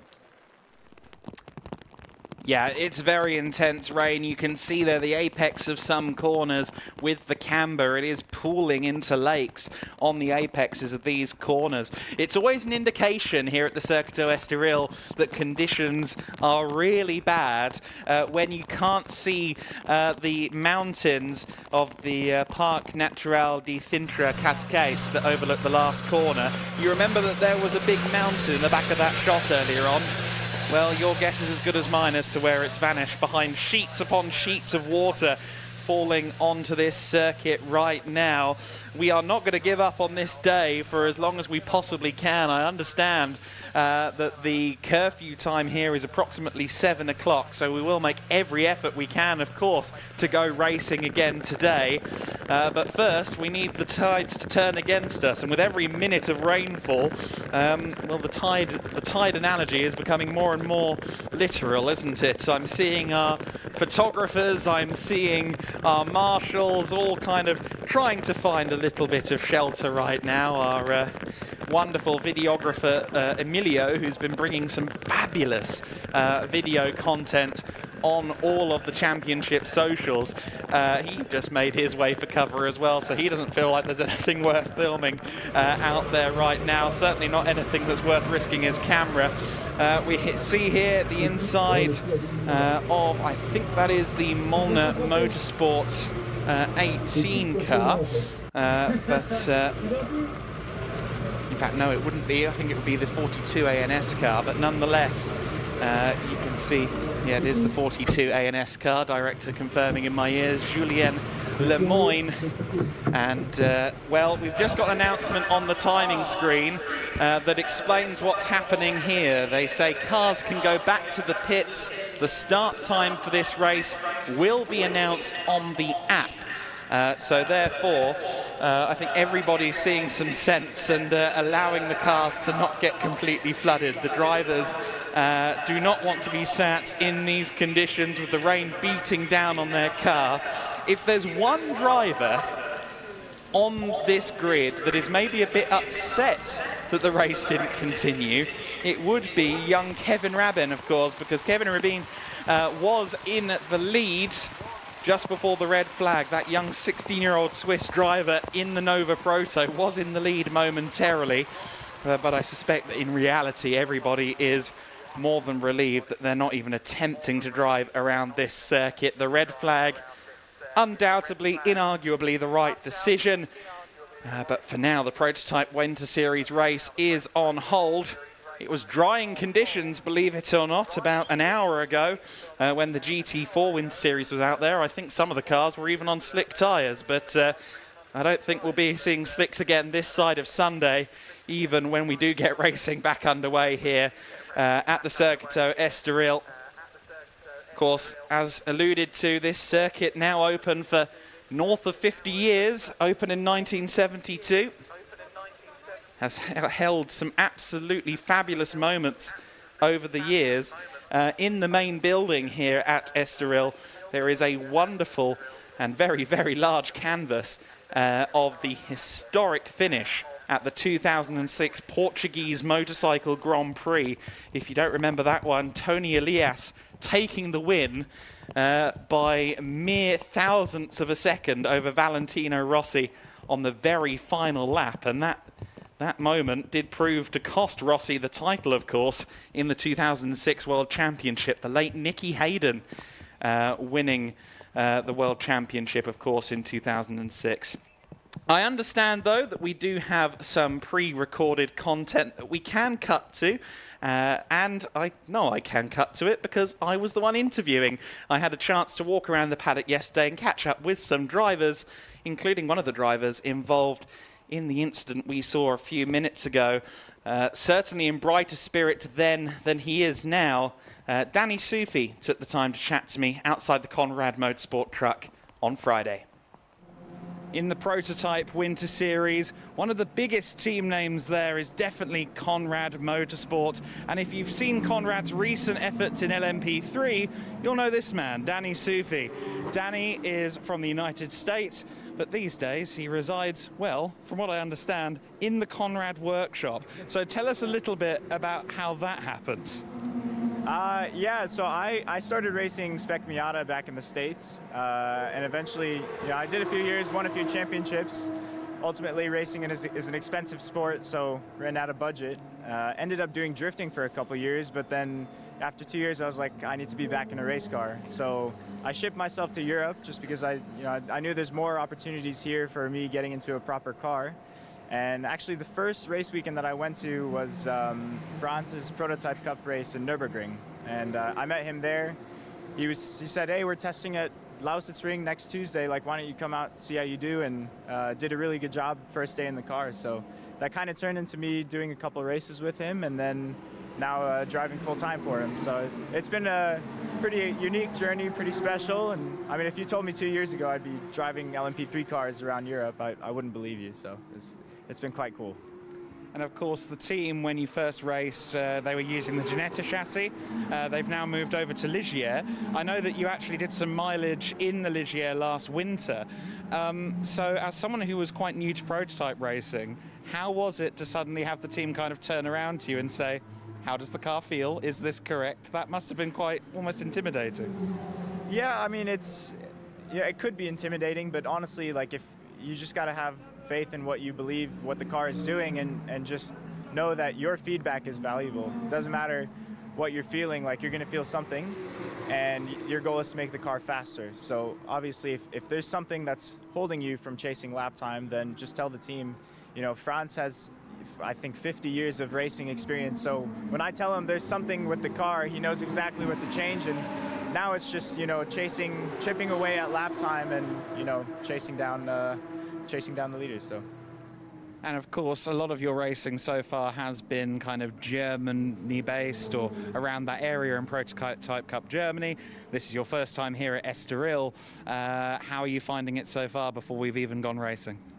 I'm actually really enjoying this track. I did quite a bit of time on the sim this winter while I was back home. And, did some preparation. And as soon as I got here, I knew exactly where I was. But it's quite a fun track, very technical. You got to be really smooth, and that's one thing we're finding with this Ligier is, like, if you're nice to the car, it'll respond nicely back. So just chipping away, learning the track. I feel really confident here, and I'm looking forward to tomorrow. And no matter what your full season campaign is in the summer, I assume we should have reason to be excited. Absolutely, we should. Yeah. Okay, well, keep an eye on this man and the green and black Ligier. Surely going to be one of the front runners in the Prototype Winter Series this year. Let's see how he does. Thank you. And thank you to Danny Sufi as well for taking the time to chat to us on Friday. Unfortunately, his Saturday has not gone to plan. If you're just joining us, we're under red flag conditions, primarily because of the sheer rainfall that is going on around the Circuito Estoril currently, but also because of contact between Sandro Holtzum and Danny Sufi in the early stages of this race. We were just starting lap 3 of the race when the incident took place. Both drivers okay, both cars very damaged in these conditions. We are intending to go racing again, but the question mark is when. As long as the rain continues to fall, it is very difficult to foresee an imminent return to racing, but we are going to continue to bring you action from the paddock, bring you personalities from the paddock. We'll make efforts to do that over the next few moments. And obviously, this is not how we wanted to ring in the Winter Series season. We deserve better than a Kia Ceed, being the only car going around the circuit. But sometimes you can't stop Mother Nature. Must be said, the Estoril Kias have been here for as long as I've come to this circuit. So I wonder how many miles they've done over the last few years. Certainly, this will be some of the more treacherous laps that our safety car driver has ever done around this facility. Of course, the Circuito Estoril was reprofiled approximately 25 years ago, as it now was, making myself feel old doing that maths. But in the late 90s, it was reconfigured. The first corner made tighter, the first sector in general reprofiled. One of a few changes that have happened to the circuit layout over the course of the last couple of decades. Of course, mid-90s, around 1994, the Gancho chicane was added. The Formula One circus choosing to no longer use the sweeping fast corner that was there at Gancho. Although that circuit is still in use, the original configuration that the chicane bypasses is actually still in use. And I must admit, I didn't know this until very recently. The Iberian Supercars Championship, which is run in both Portugal and Spain by the Portuguese Race Ready organisation, who also have a supporting role here within the Winter Series paddock. They do actually run here at Estoril using the original Gancho section of the circuit, bypassing the chicane, which means almost no runoff. It also means a very bumpy surface and a very fast right-hand corner. The Iberian Supercars in November proving to be very entertaining on that basis alone. They were here in just November, and we are already into a new racing season, of course, with the unique calendar placement of the Winter Series, just the second weekend of January, and we already have racing to talk about, albeit racing that unfortunately is currently on hold as the weather continues to hit. So then, Chris McCarthy, I understand, is down there at the moment, and he's going to walk us through the pits. I imagine he'll find some characters to chat to as well. Let's go down to Chris. Thank you very much, Adam. We're just going to clear this area because one of the GT4s is coming back. Welcome back to the pit lane. It looks a little bit different now, doesn't it? Because the rain is no longer falling. The guys are still working to clear the cars down on the circuit. Unfortunately, our top two cars on the grid falling victim down at turn one. Johnny, let's take a walk down. We'll let that car come in, and then we're going to take a walk down and see if we can speak to some drivers. Ryan has gone off to try and find some.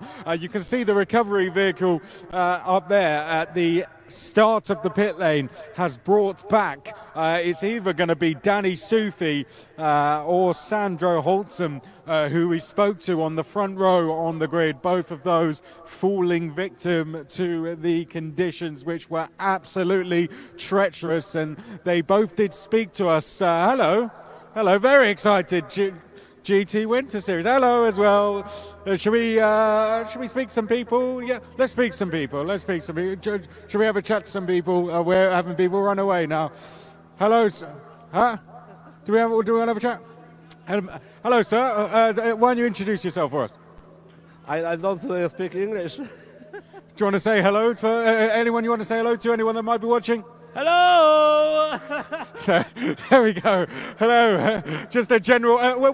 Which car are you with? Which car are you with? Win? Huh? Today? Yeah. Today? This one here? I think, yeah.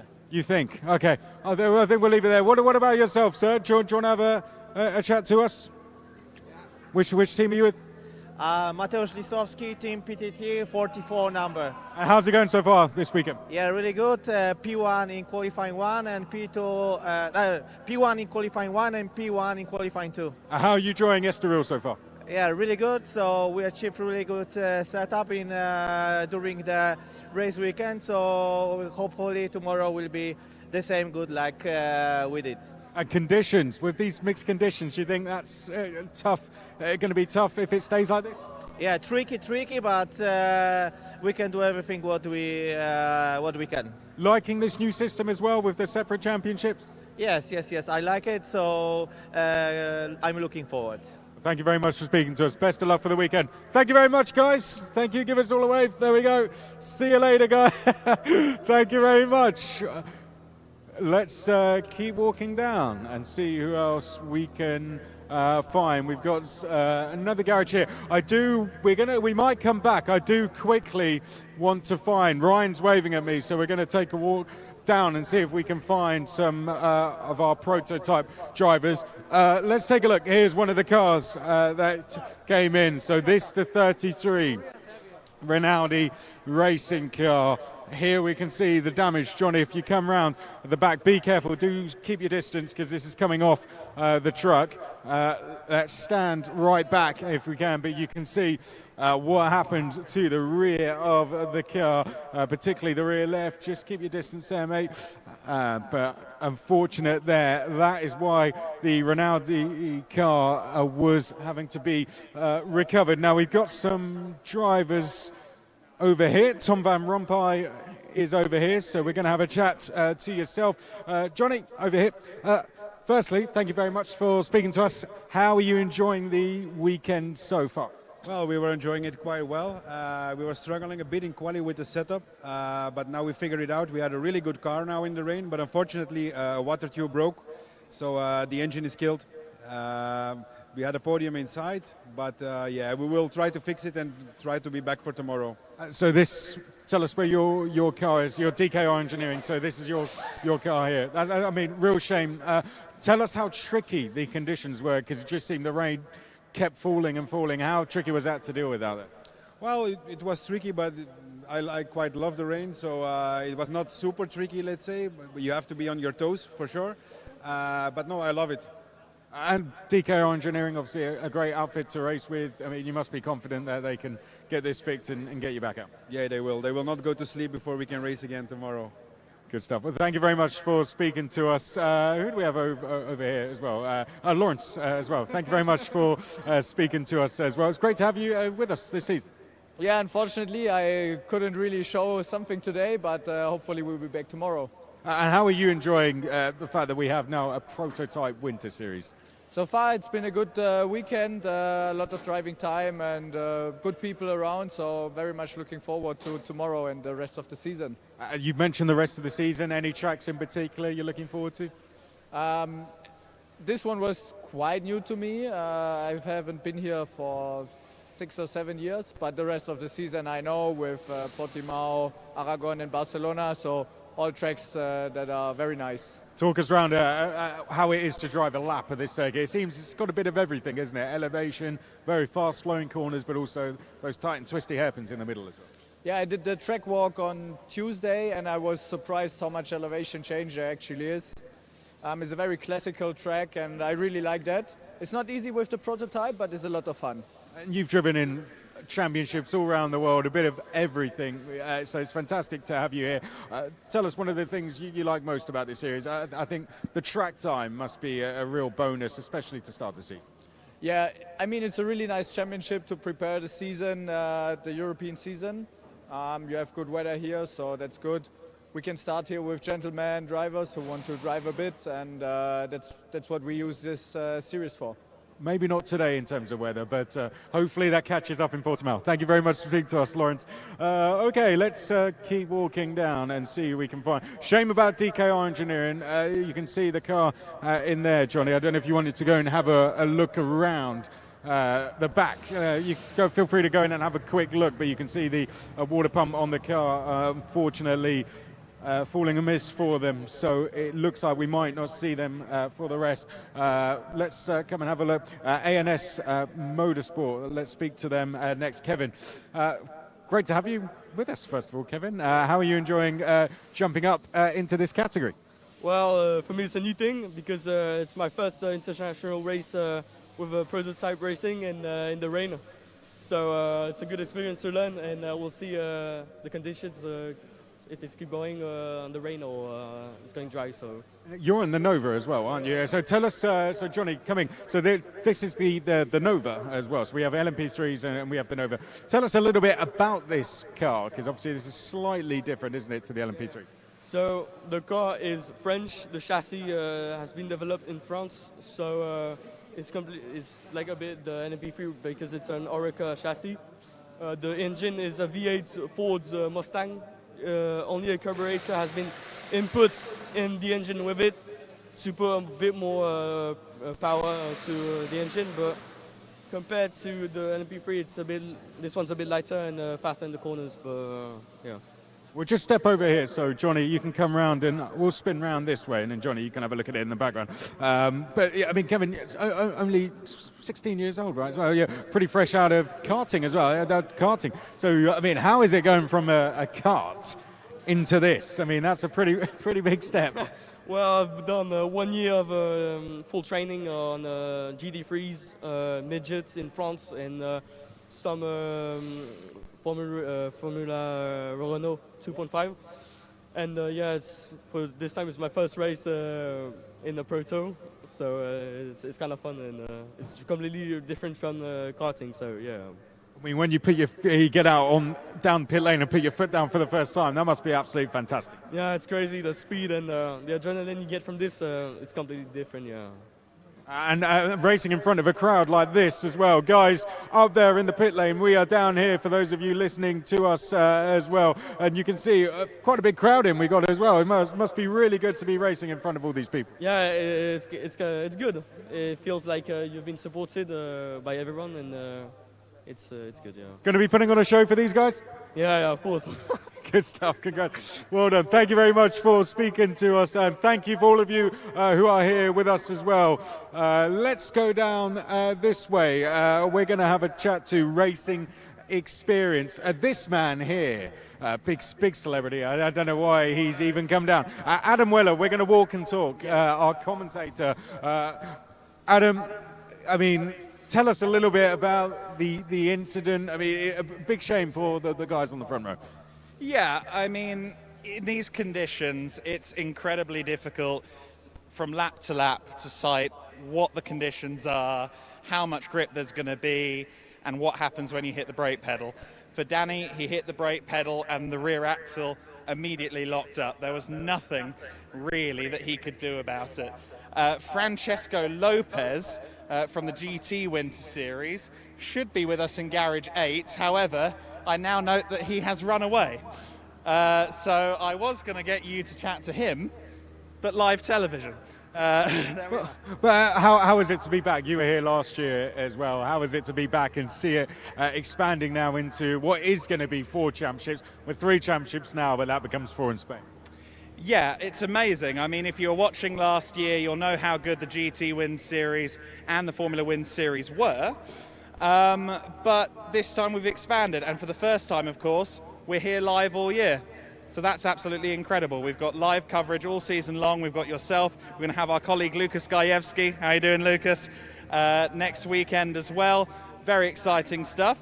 I do, however, note that in the green jacket behind you, Francesco Lopez is there, one of the quickest drivers in GTWinterSeries, if you fancy having a chat to him, because he's more interesting than me. And Adam did do a video to bring you guys up to speed with what the Winter Series is, so do go and check that out, and may be doing a video on 5 reasons why to watch it as well, so we'll keep our eyes peeled for that one. Thank you very much for doing that.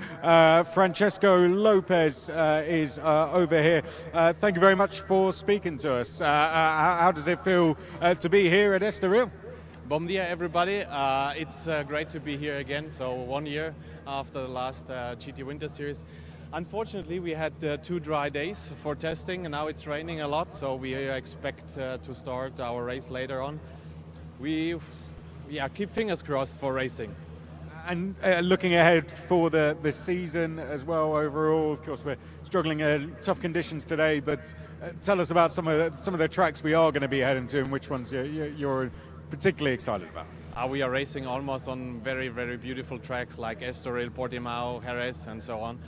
I mean, for us, it's really interesting to start the season in the beginning of the year. So we are motivated quite all. So let's see how it goes. This circuit is beautiful, isn't it? I mean, it's my first time here, and when we got out the car, it's the elevation change that really caught me out, and you can almost sense the history around the circuit. Is that something that you sensed when you got out there? I mean, tell us how it is to drive. I mean, it's a kind of mix from the tracks. So Estoril is really a historic track. Then we went next week to Portimao. It's completely, let's say, a new track, new interface and all. It's a kind of mix in the whole season. So even Barcelona, it's all history. All the tracks, they have a great past, and it's a pleasure to race on these kind of tracks. Very well, yeah. And a great quality across the field as well. Some great cars out there and great quality of racing. Yeah, if you look, we have from every brand the best cars. So it's a kind of good mix, like in international championships, and it's a cool mix from every championship. There are several cars. At the end, it's cool. From AM to Pro, it's cool. Best way to start your season. Yeah, definitely. Perfect. Thank you very much for speaking to us, Francesco.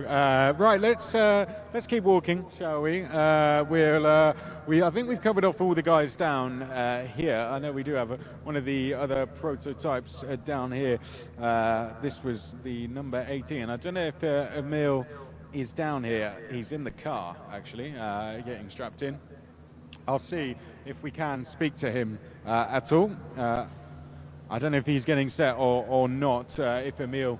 I'm gonna just. I don't know if he would want to speak to us, but this is Emil Hayadel, who's going to be starting. Was qualified in P5 on the grid. I'm just going to see if I can speak to him. Emil, would you be up for a very quick chat? Is that okay? Perfect. So Emil now strapped into to the car. Tell us how tricky the conditions were out there for you, Emil. Well, first of all, I'm super grateful to being here.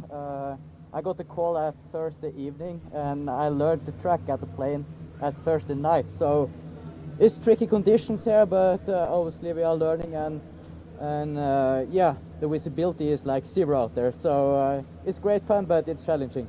I mean, going from a dry track into complete wet, as a driver, that must be one of the trickiest things to take on. Yeah, absolutely.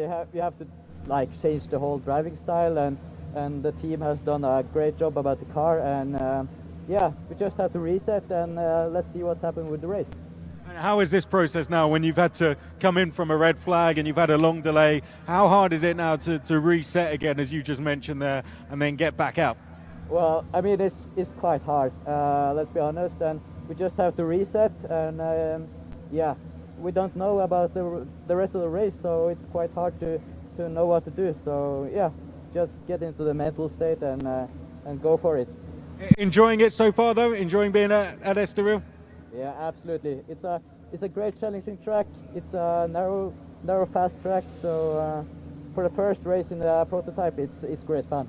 Well, I imagine you've got in early because you want to reset, so we'll leave you to it. But thank you very much for speaking to us. Johnny, you can just, if you just poke round, Johnny, you can see just round the view that the guys get. Come round and have a look.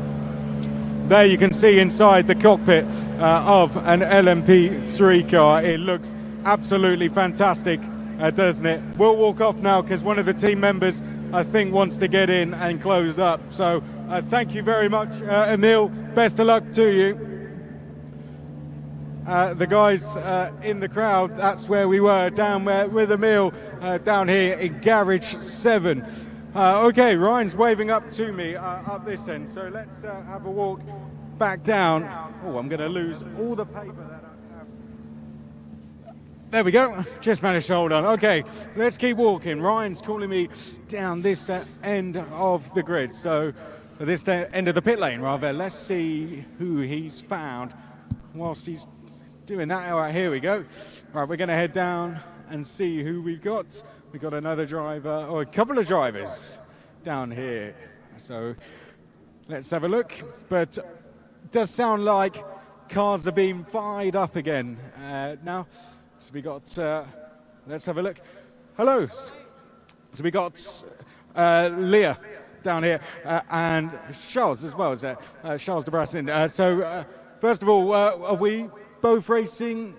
Which classes are we racing in? Introduce yourself for the crowd. So this is our LMP3 car for racing experience.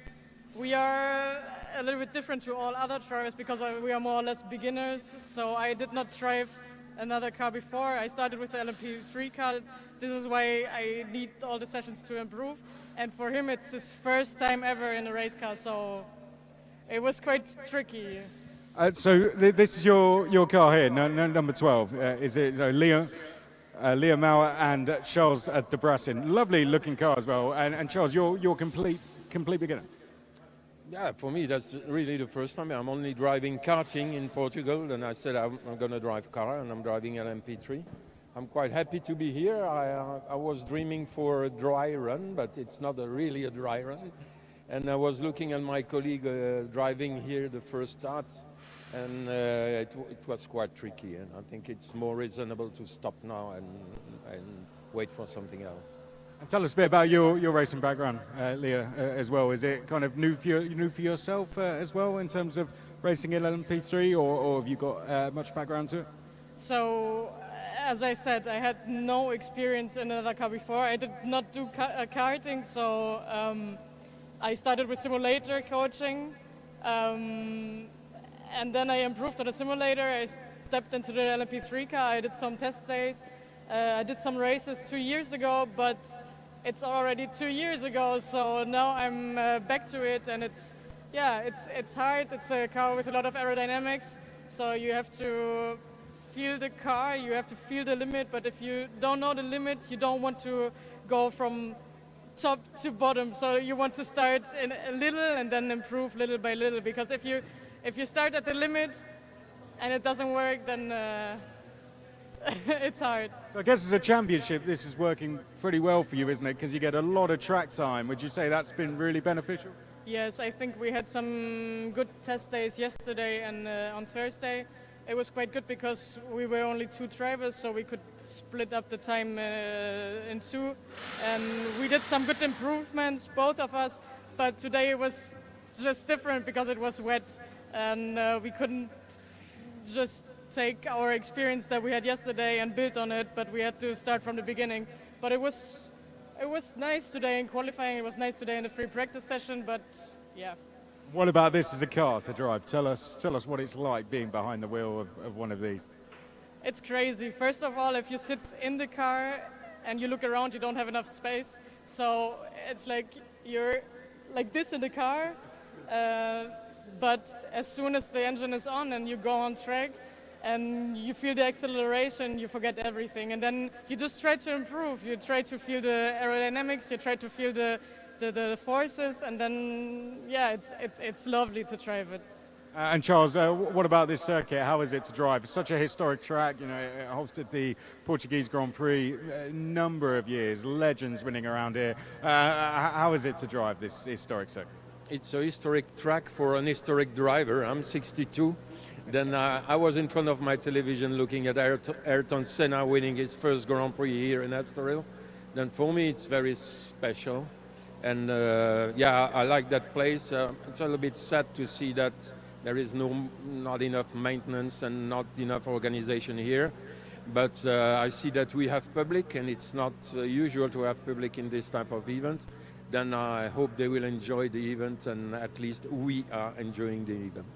Looking forward to putting on a show. I know there's a lot of crowd in and a lot of work. We're down here at the first garage. Everyone in the crowd, give them a wave.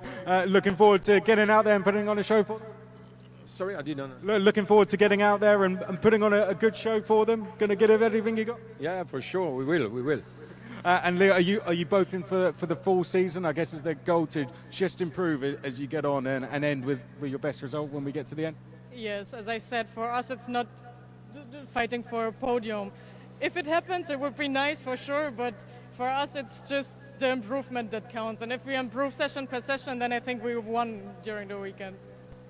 Well, thank you very much. Thank you, those of you in the crowd.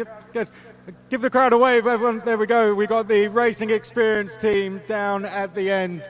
there we can see. Good luck, guys. Thank you very much for speaking to us. Let's keep walking then. I think we'll have a little bit of a walk down. There you can see the crowd. You're live on air, guys. Give us a wave if you are in the crowd. Are we enjoying it so far? Do we want to see some more racing? I didn't quite hear you. Do we want to see some more racing? I think they really want to see some more racing. Let's get back up to Adam Weller in commentary. I think first we're going to go to a quick VT. So then, racing experience there with Chris McCarthy, getting the crowd hyped up there. Thank you very much, Chris. Great atmosphere here at the Winter Series event, even when the weather decides no bueno. The racing experience team, we just spoke to both of them there. Of course, Charles Delbrasine, as he referred to himself, a historic driver, but not actually a driver with that much car racing experience. Up until very, very recently, all of his racing had been restricted to the world of go-karting. In fact, I think this is due to be his first race weekend, and if anything, he is probably quite glad that he didn't have to race in these conditions, at least not yet. There is a bulletin that came through at 3 minutes past the hour, so approximately 10 minutes ago, that this race, the Prototype Winter Series race, would not be restarted.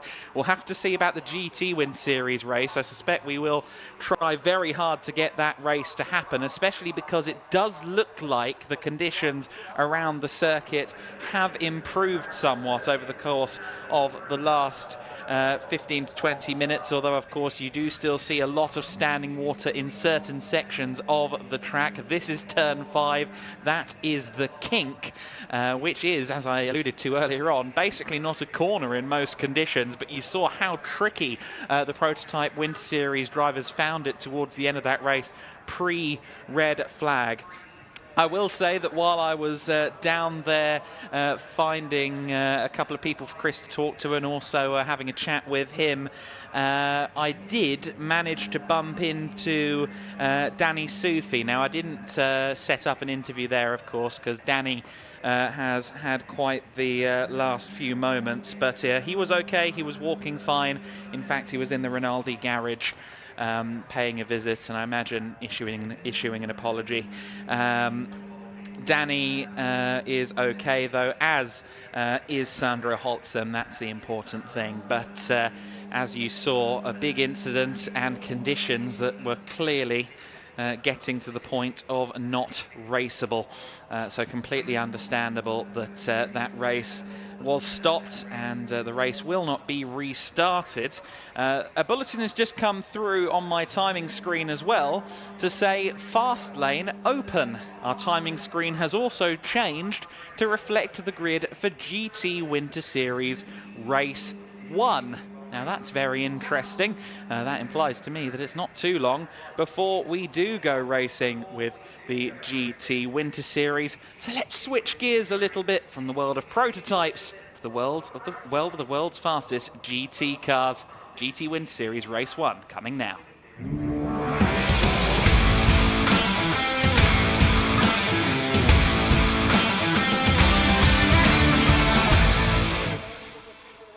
So we expect the cars to come onto the circuit within the next few moments when they open the fast lane of the pit lane. That usually implies that we will get the cars on circuit. We'll run you through all of the information in due course, but for now let's talk to you a bit about this series. The GT Winter Series began in late 2019. It's always been an open book philosophy. If it was a tin top, if it was a car with a roof, chances are it could get into the GT Winter Series. In the early years, it included GT4 cars and indeed the odd LMP3 machine as well. But of course, grid capacity is an issue, and the grids were huge in the last couple of seasons. We had well over 40 cars for quite a few events last season. That is why the GT4 Winter Series came into existence, to free up some space there. That is, of course, also why the Prototype Winter Series also came there. But the GT Winter Series for GT3 cars, Porsche Cup machinery, like the car you can see exiting the pit lane, and now we can get a look at the grids. FK Performance set to be on pole position. Louis Stern, the American-Frenchman, on pole position in the BMW M4 GT3. Next up, SR Motorsport, a subsidiary of Schnitzelhelm. They line up on the front row with J-Mo Hartling in their Mercedes AMG GT3. Then it's Christian Kozlowski in the Olymp Racing Ferrari 488 GT3 car, lining up in 3rd place. In 4th place is the first of our Lamborghini Super Trofeo cars. In fact, it's the only one in the field. Andrzej Lewandowski getting that car all the way up to 4th place. Very interesting. 5th place is the first of the Porsche Carrera Cup machinery, the Porsche 992 GT3 Cup car. Joachim Bulting for Plus Line Racing Team starting 5th, alongside De Beermacher Racing Uwe Lauer in the Ferrari 488 GT3 car. He will be joined in the race by Francesco Lopez, who of course we spoke to in the paddock a little while ago. In 7th place, Racar Motorsport, Leandro Martins in the second of the Porsche 992 GT3 Cup machines. PTT Racing's Hubert Darmetko is next in 8th on the grid, alongside PTT Racing again, Igor Klaya starting from 9th place. In P10, Demir Hot in the lap time performance number 20 car. Then in 11th place, another car, one of 4 from PTT Racing. Przemysław Bienkowski starting from P11 alongside Helen Racing, and the very friendly American Thor Haugen. Just a couple of years into his racing career, he is in a Ferrari 488 GT3 for the very first time. Someone who's certainly not new to Ferrari, starting from 13th place, is AF Corsa's John Dillon. The vastly experienced GT3 and Ferrari Challenge competitor is taking a car from the latter book, the Ferrari 488 Challenge Evo, starting from 13th place. Next up, a veteran of every major endurance race in the world, Rinaldi Racing's Pierre Errit in the Rinaldi Racing number 115. That is the very latest Ferrari 296 GT3. PTT Racing in P15, the very, very fast Mateusz Lizowski starting from 15th place. He was very, very rapid in qualifying earlier on. And starting from the back of the grid, the number, we've got a little bit of a differential. PTT Racing number 44 at the back of the grid. Okay, it's slightly changed, but on the back row alongside Mateusz Lizowski is Marcin Jedlinski. That's the Olymp Racing Audi R8 LMS GT3. Lizowski and Jedlinski, two of the fastest drivers out there, and they're at the back of the grid. That's an interesting recipe, I think. We will go racing in a few moments with that grid then. It will be 30 minutes of racing, much like the GT4 race earlier on. No pit stops, no driver changes, just a pure race. Exiting pit lane there is the Lamborghini Super Trofeo of Andrzej Lewandowski for GT3 Poland. He shares that car with Adrian Lewandowski, his son. Andrzej has been racing for quite a number of years now. I think it's knocking on the door of a decade if we haven't already crossed that line. The GT3 Poland team running Andrzej and Adrian in events in the Lamborghini Super Trofeo. I believe they do some Eastern and Central European events in addition to the Lamborghini Super Trofeo, and of course the GTWinterSeries. The number 10 car of Louis Stern just exiting the pits as well. That is the BMW M4 GT3 from FK Performance. And meanwhile, as that car makes its way to the grid, someone's already there, and his name is Chris McCarthy. Let's go down to Chris. Thank you very much, Adam. We are down here on the grid ready for the GTWinterSeries first race. Right, let's get on the grid then and try and speak to some drivers. This, of course, the first of 3 races. Like the GT4s, the drivers who went out in qualifying 1 are going to be out in the first race. So on pole position is going to be Louis Stern for FK Performance. We're just waiting for that car to roll down. We can see the number 11 car of SR Motorsport here. J-Mo Hartling is going to be out for them. In the meantime, while we're waiting for the pole car to come down, let's go and speak to J-Mo Hartling, see if we can pop in. He's out in the Mercedes Thank you. I'm going to see if we can pop in and speak to Jay. Jay, just see if we can have a quick word. How are you feeling starting on the front row here at Estoril? Yeah, here in Estoril is my first GT3 race. I'm excited, yeah, for the race, and yeah, we hope for a good race. How is it driving a GT3 car around the Estoril circuit? What do you say? Tell us about the challenges driving the GT3 car around this Estoril circuit. Yeah, the challenge is very high, so yeah, we need to fight. And conditions-wise, have you done any running at all in conditions like this so far this weekend? The conditions is okay for me. I like to drive in a little bit slippery track. So conditions could work well for yourself. Thank you very much, and good luck for the race. Okay, I don't know if FK Performance have come down yet. I think they're making their way down now as we speak. So number 10 car rolling in. Let's see if we can speak to Andrzej Lewandowski in the meantime, in the number 6 Lamborghini. Let's see if we can poke our head in and speak to Lewandowski. Just getting some final words.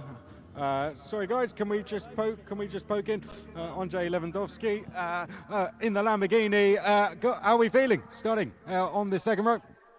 Okay, I don't understand you exactly because I don't hear, but we will see, yes? We will fight of the first position, yes? And strategy going into the race. Tell us how it is racing-wise at Estoril. You think we can get some overtaking done here?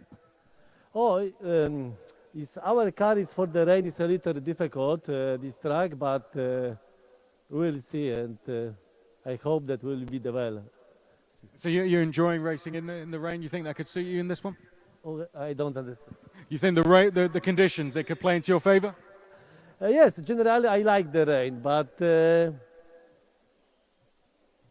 let's see how it goes. Best of luck. Okay, thanks very much, guys. Best of luck in the Lamborghini GT3 Poland there. So that's one of the Cup classes car. Now we're going to go and see if we can speak to Louis Stern in the FK Performance in the BMW here. And having a few words spoken to. We can see Olymp Racing behind. We're going to see if we can have one very quick question to Louis Stern. We are being told to clear. So I think we are going to have to clear, unfortunately. So that's a shame. Louis Stern's going to be on pole position. And then we got Olymp Racing next. That's a look at the grid. Johnny, that's a look down at turn 1. Clear view down. Let's start clearing the grid. Whilst we do, Adam Weller, let's go up to you in commentary. Thank you very much, Chris. Good to see then that we're going to get this race underway and do so in short order. Of course, we don't know what the weather's going to do for the rest of the day yet, so probably wise to get them on this formation lap. The circuit certainly does look raceable now, which it certainly didn't less than an hour ago. This is going to be a really intriguing motor race. If you recall earlier on, I was talking about in the GT4 class how the slightly more standard cars, the Cayman Trophy cars that aren't quite GT4 spec, might be a force to be reckoned with in these kind of conditions because they're softer and more forgiving. That is also going to be a factor in this race. The GT3 cars, while they are very quick and on paper they are certainly the fastest cars on the circuit, the likes of the Porsche 992s in particular, I'm keeping an eye on them. There are some very quick drivers in those cars, and I wouldn't mind betting that we see a couple of them surging up towards the overall podium. We are missing a couple of cars. I noted, I don't think I saw Mateusz Lizowski, and I don't think I saw Marcin Jedlinski, so it looks like we're down to 14 of the original 16 starters. Pierre Errit at the back of the grid. So a couple of drivers electing not to take the start in these conditions, which is understandable. Of course, wanting to make sure the cars are ready to go for Sunday, primarily. And while the circuit is certainly raceable right now, it is not A1, and there is a risk if you go out there and don't feel confident. Certainly you could end up in the gravel. The clock is ticking on the race, as you can see on screen. 28 minutes and 40 seconds left to go. No +1 lap, but 28 minutes and 35 seconds left to go. So a half-hour race, just like the GT4s earlier on. And a mix of different categories. We have GT3 cars, Porsche 992 Cup cars. We have the Ferrari Challenge machine in there as well of John Dillon. And John will be one to watch as well, very experienced. There you see the tricolor, the red, white and green machine from AF Corsa. Of course, no less than the team that took the win at the Le Mans 24 Hours with the Ferrari hypercar back in June, an event that Chris McCarthy was lucky enough to commentate on. No envy there at all.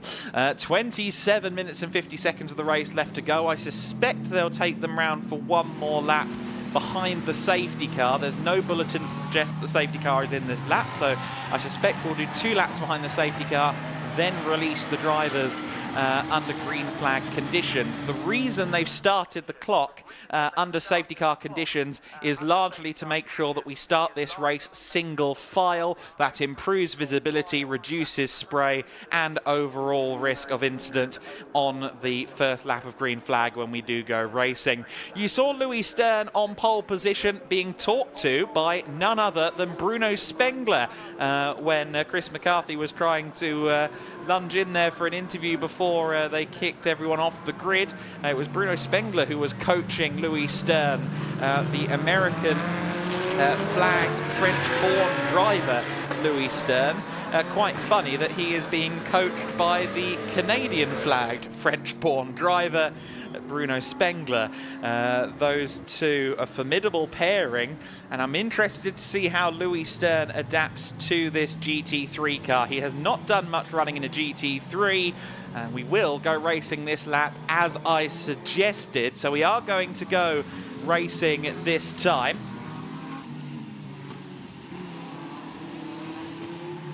Bruno Spengler will be coaching in the headset. He'll be saying, right, this time by we go racing. Try and build a gap as you launch away down to the first corner. Louis Stern has done a little bit of racing in France, but only a few races. He will openly tell you that he's made quite the leap up towards a GT3 car.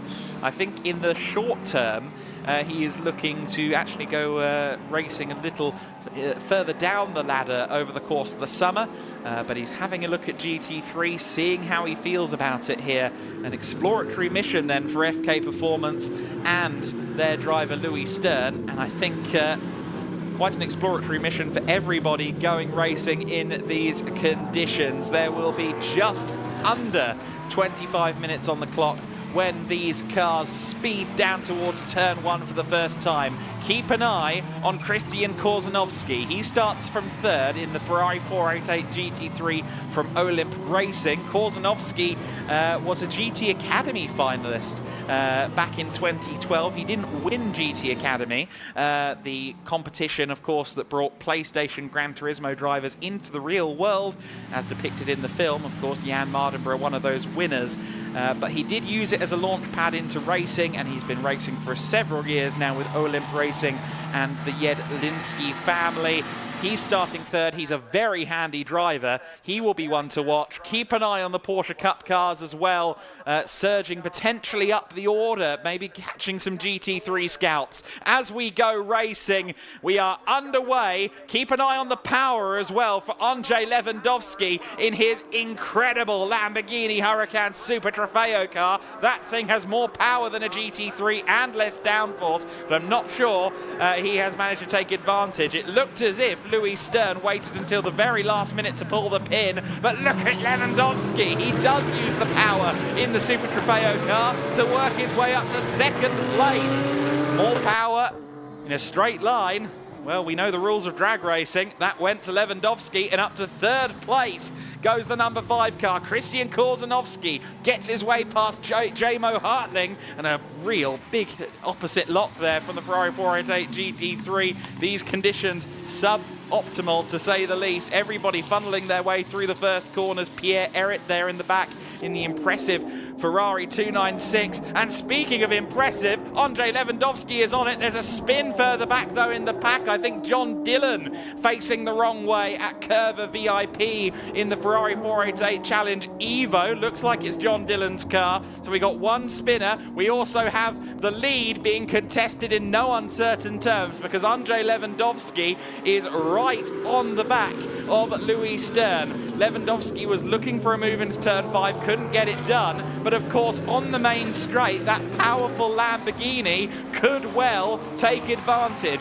Louis Stern's M4 GT3 will be running something in excess of 500 brake horsepower, but if I remember correctly, the Lamborghini Huracan Super Trofeo is more in the region of 620. So keep an eye on that as they go out of the final corner towards the main straight, and Christian Korzanowski, as forecast, is working his way to the rear of them as well. It's 3 cars for the lead as they come through the Parabolica Ayrton Senna for the first time under green flag conditions. The taps are now opened on the GT3 Poland Lamborghini. The power comes in. Andrzej Lewandowski was very modest about his chances while talking to McCarthy, but now he leads.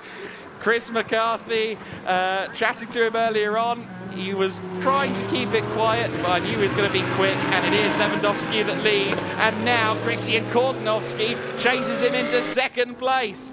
Great stuff from the number 5 Olymp Racing driver Christian Korzanowski into second place. Louis Stern doing an admirable job in these tricky conditions, but some of the more experienced drivers in heavy GT3 machinery are now moving up the field.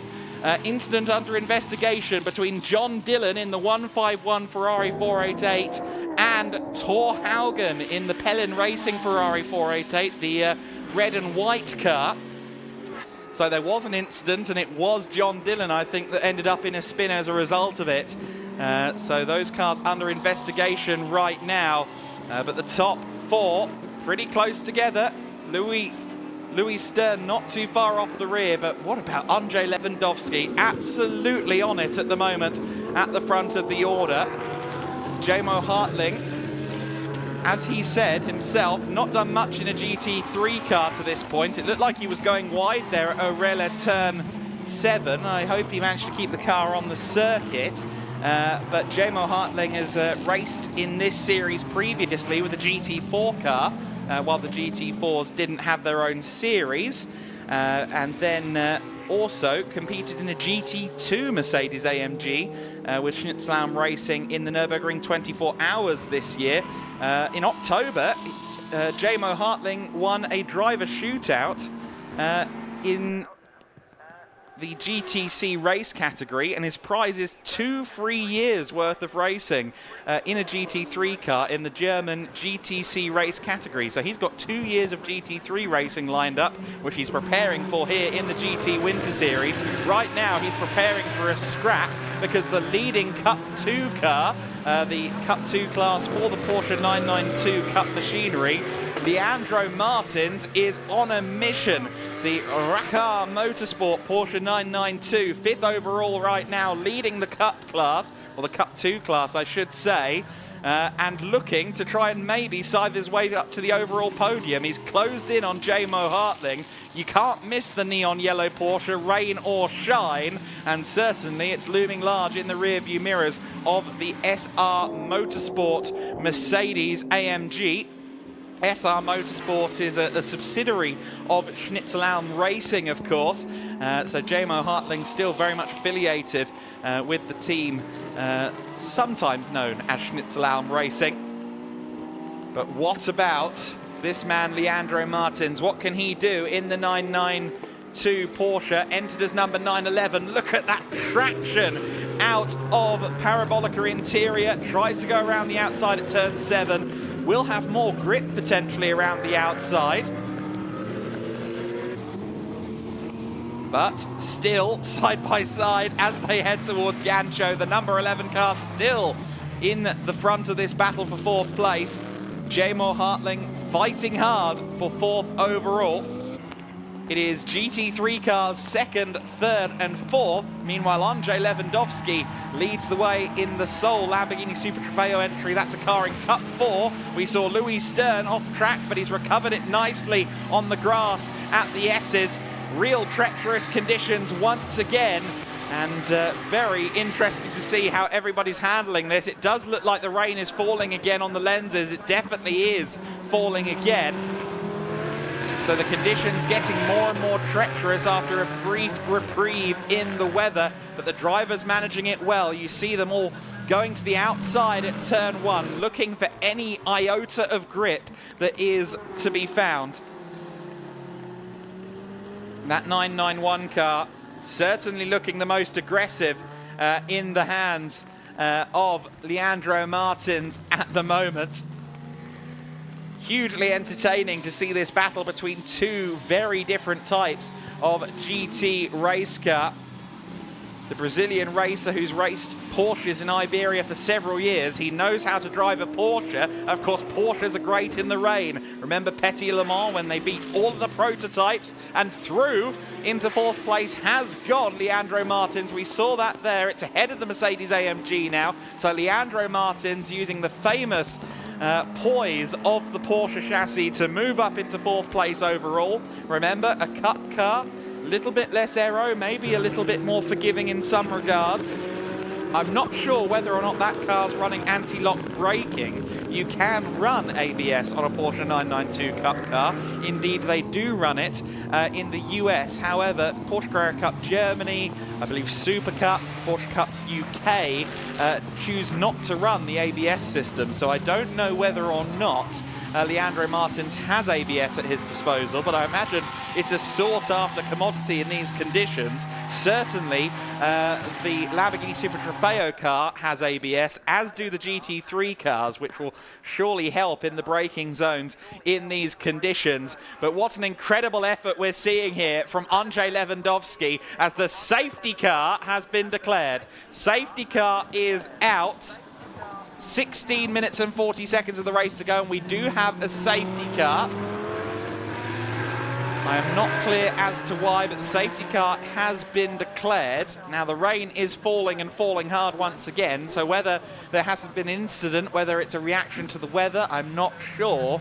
But what we can tell you is just before the safety car was declared, there was a change of position.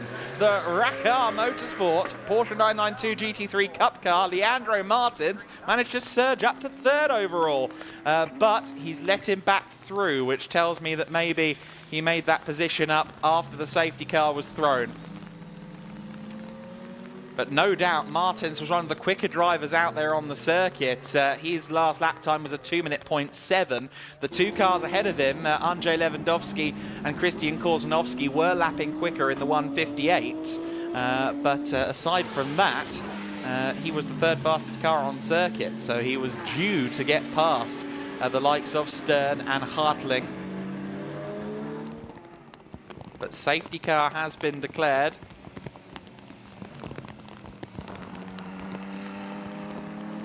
Now, I do note that Igor Kjala hasn't come through the second sector split, so whether Igor Klaya has had a moment, I don't know. But what we can tell you is the safety car is out, and certainly the weather that was clearing has now turned against us again after a few minutes of this GT Winter Series race. We got to half distance, clock still ticking.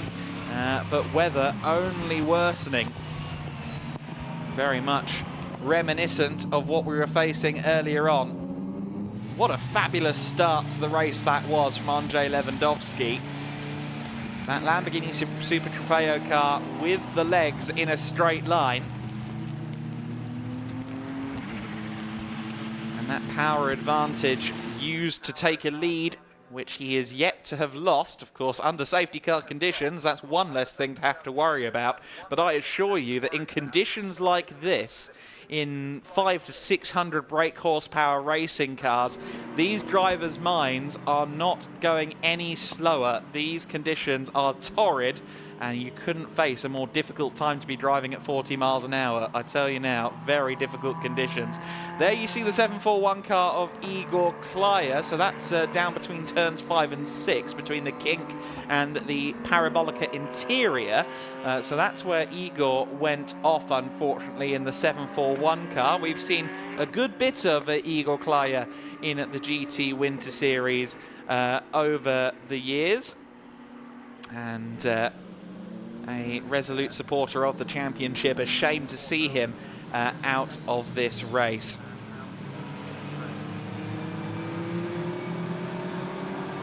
As you can see, as we approach 4:45, 16:45 local time, we're just past 16:42 at the moment. It is very, very wet out there, and it's getting darker as well. Very difficult conditions for our drivers to contend with here. You see once again those telltale strips forming in the road. As we saw in the prototype Winter Series race, once you start to see those strips following the cars where the tyres have cleared the water, that's a sign that it's about as wet as we can reasonably deal with. Pierre Errit has come into the pit lane in his Ferrari 296. This car did have a bit of an incident earlier in the week. I believe on Wednesday this car may have had an altercation with a barrier that it lost, but the Rinaldi Racing team masterfully repaired the machine, and I think Pierre may well be deciding to keep his powder dry and maybe his race suit dry as well, and save it for Sunday, as it were. Pierre, the very experienced veteran driver of many decades and many race cars, he knows when to call it a day. The safety car has been called in this lap, so the safety car's in this lap, and we are going to go racing again.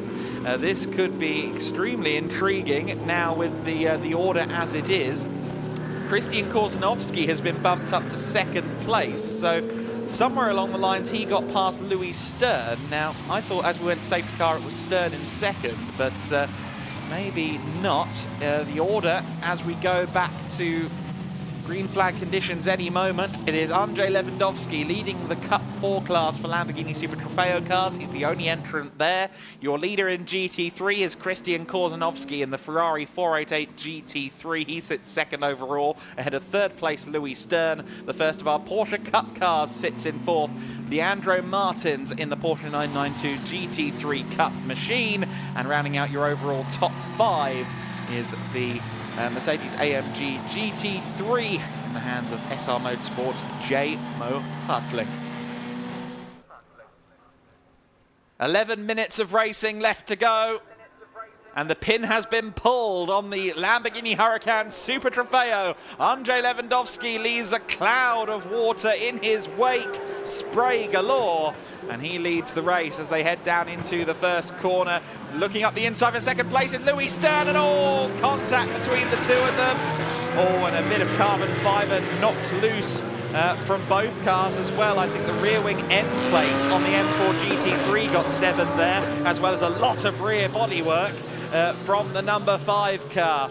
So the Olymp Racing Ferrari 488 looking a little bit second-hand, and I think Louis Stern might be struggling a little bit now. Has his tyre gone down? It looks like it may have done. There's a lot of damage on the left front corner of that BMW M4 GT3. So off in the lead with not a care in the world other than keeping the car on the circuit is Andrzej Lewandowski. Up to second overall now is Leandro Martins in the Porsche 992 GT3 Cup car. So he's up into second place. In third place is Louis Stern, but it's no longer Louis. It's the number 11 SR Motorsport car, the Mercedes AMG GT3, back into the overall podium places. Meanwhile, Uwe Lauer under some pressure here. I believe that's Hubert Darmetko. Yes, it is. Hubert Darmetko going around the outside in another of the Porsche 992 GT3 Cup machines. The Ferrari 488 GT3 on the inside line. But let's see whether or not he can hold that. does hold it on the inside. Very impressive from Uwe Lauer. De Beermacher Racing preparing that Ferrari 488 GT3. I understand the Rinaldi Racing Ferrari 296 was pulled in, deciding to avoid these weather conditions. So as expected, Pierre Eric and Rinaldi Racing deciding to save their car for another day. And some real sideways stuff. And Christian Korzanovski still out there, still at race pace, and he's making up positions. Korzanovski hasn't given up yet. Where is he on the timing right now? He's in 9th place. I think it might already be something like 7th place. So Korzanovski is scything through the order at the moment. But it is Andrzej Lewandowski in the lead. It's Leandro Martins in 2nd place. Now look through the spray for the number 5 Olymp Racing Ferrari. Just trying to see there whether or not there was any more positions made up by Korzanovski, but nonetheless, as kind of anticipated, it is those Cup cars that are taking the lead over the GT3s in this one. Andrzej Lewandowski, he's quite good in the rain, the car's quite good in the rain, he's doing well, as is Leandro Martins. Now I wonder if Leandro Martins may be able to match Lewandowski in these conditions. Meanwhile, also, of course, from Poland is the Olymp Racing team and Christian Korzanovski, who's really working out that number 5 Olymp Racing Ferrari. Let's see it through this shot if we can. There's the Beermacher Ferrari behind the Olymp Racing car. So already up to 6th place now has gone the Olymp machine. Meanwhile, De Beermacher down to 8th place because there goes the number 20 car of Demir Hott. Demir Hott up into 7th. There's Thor Haugen as well in 9th place, the Pellin Racing Ferrari 488 GT3. So 2 488 GT3s together now on the circuit. This is for 3rd in GT3, and it looks like Thor Haugen with the inside line there into turn 7 may well make that move stick. That's a position gained by Thor Haugen, I'm sure. Yes, it is. Thor Haugen up into 3rd within the GT3 class, and now another Ferrari 488, but this one's a challenge car in the hands of John Dillon, and that was certainly a challenge to the inside at turn 9. Gets his nose cut off by Uwe Lauer, who wasn't having any of that, and John Dillon now has to try and use the power of that AF Corsa Ferrari 488. Now don't be surprised if you see that tricolor coloured Ferrari, the 151 car, make his way past Uwe Lauer, because once again, the challenge car, even though they're slower in most conditions, it can use its power. 670 brake horsepower, or 661 brake horsepower, 670 horsepower in that Ferrari 488 Challenge Evo machine. It should be quicker in a straight line, and sure enough, I believe that Dillon is through. No, not quite. Okay, so John Dillon not able to use the power advantage in the AF Corsa Ferrari Challenge car just yet. Has to be wary as well of Przemysław Binkowski behind him in the Porsche 992 GT3 car. That's, of course, one of the PTT Racing entries, car number 33. Do love how the PTT cars are turned out. They look very handsome. John Dillon there looking very squirrely with a slide there coming out of turn 3. That's the Lamy corner, of course, named after Pedro Lamy. I think, yes, it is still John Dillon just about leading this battle. It is for 10th overall. It's for no positions within class because these cars are in separate classes. The Ferrari 488 Challenge Evo has its own class in this series. That is the Cup 1 category. Of course, the Porsches are in Cup 2, but a great battle nonetheless, seeing the strengths and weaknesses of these cars and indeed these drivers in these conditions. They pass through shot, and still John Dillon has the advantage. Meanwhile, coming past my commentary position, sounding absolutely fabulous, is Andrzej Lewandowski. He's extending his lead at the front. So this is by far the closest battle out there on circuit. But there is Lewandowski. You see the Polish flag resplendent on the side of the car. Very proud of their Polish heritage. Andrzej and Adrian Lewandowski, who will share the car in the endurance race. And we will, I believe, see Adrian in race 2 of the weekend. Yes, we will. Adrian Lewandowski will be in race 2. The drivers in this race were the drivers that qualified in qualifying 1 this morning. There were 2 qualifying sessions, 1 for the first race and 1 for race 2. If you want to race in race 2, you need to qualify in qualifying 2.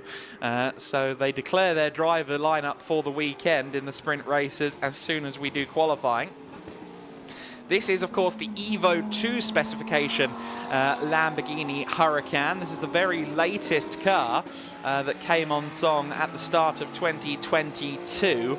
And you see those aero appendages, remarkably, despite the sheer size of that rear wing, despite the prominence of that roof scoop, and just how darn aggressive it looks, it does have less aero than the GT3 Lamborghini Huracan. It's not quite as wide, and it is a little bit tamer from a corner speed perspective. However, it does have more power, and it is darn close to a GT3 car in terms of overall performance. And on a day like this, with the right peddler who can extract performance from it, it's capable of beating a GT3 car, and that's exactly what we're seeing out of Andrzej Lewandowski as he continues to lead this race at the moment, only pulling away from the chasing pack. The gap was 3.4 seconds. I suspect across the line this time it's going to be more like 5. Leandro Martins in second place crosses the line. In fact, it's more like 7 seconds. So Lewandowski really mastering these conditions in a way that no one else is. I wonder where the number 5 Ferrari is now. Korzanovski still in 6th place, but I suspect 6th place and closing because that car should be fast in these conditions, even with the damage from that contact, of course, with the number 10 car. The number 10 car, of course, being the FK Performance entry that was driven by Louis Stern. That car is in the pit lane, and I don't think it will be heading back out there.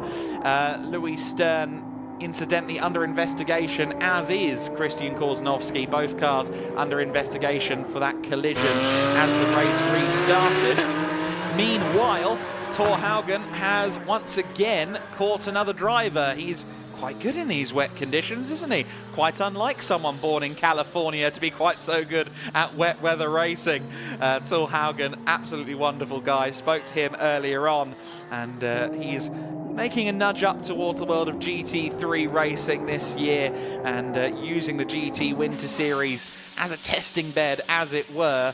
And there are no conditions more extreme to do your first GT3 race than the ones he's facing, and yet Thor Haugen is on the move, closing in on Demir Hott, a fellow North American racing for Lap Time Performance. That team now being engineered by Moritz Kranz, a very, very capable driver in his own right, who you may recognise from the likes of International GT Open, or indeed the Nürburgring 24 Hours, or indeed IMSA competition over in the United States as well. But Moritz making a move toward engineering. Let's keep an eye then on that battle for 7th and 8th, because they'll be through this shot any moment now. Now where is the 23? We were just talking up Thor Haugen. We were just talking about this battle between he and Demir Hott. And the 23 Ferrari, the red and white machine, has vanished into thin air. De Beermacher Racing then sees Uwe Lauer back up to 8th place. So Lauer moving up into 8th overall, and also resuming 3rd place in GT3 with that move. There is the AF Corsa Ferrari, and critically just behind is Thor Haugen. So thankfully, whatever error Thor Haugen made was only minor, and he is now back on the circuit, albeit on the circuit down in 9th place behind the AF Corsa Ferrari 488 Challenge car.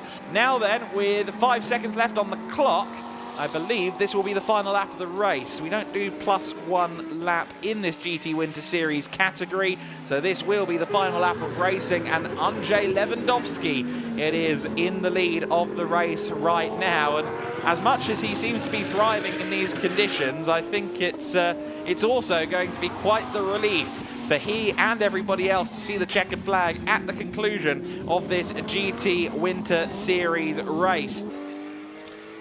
The number 6 car powers then out of the Gancho chicane, now through the S's for the final time. You could see the aquaplaning there on the apex of turn 12. Just turn 13 to go then for Andrzej Lewandowski, the Lamborghini Super Trofeo Evo 2. GT3 Poland await Andrzej Lewandowski on the pit wall. Andrzej Lewandowski will be our first winner of the 2024 GT Winter Series season. Congratulations, Andrzej.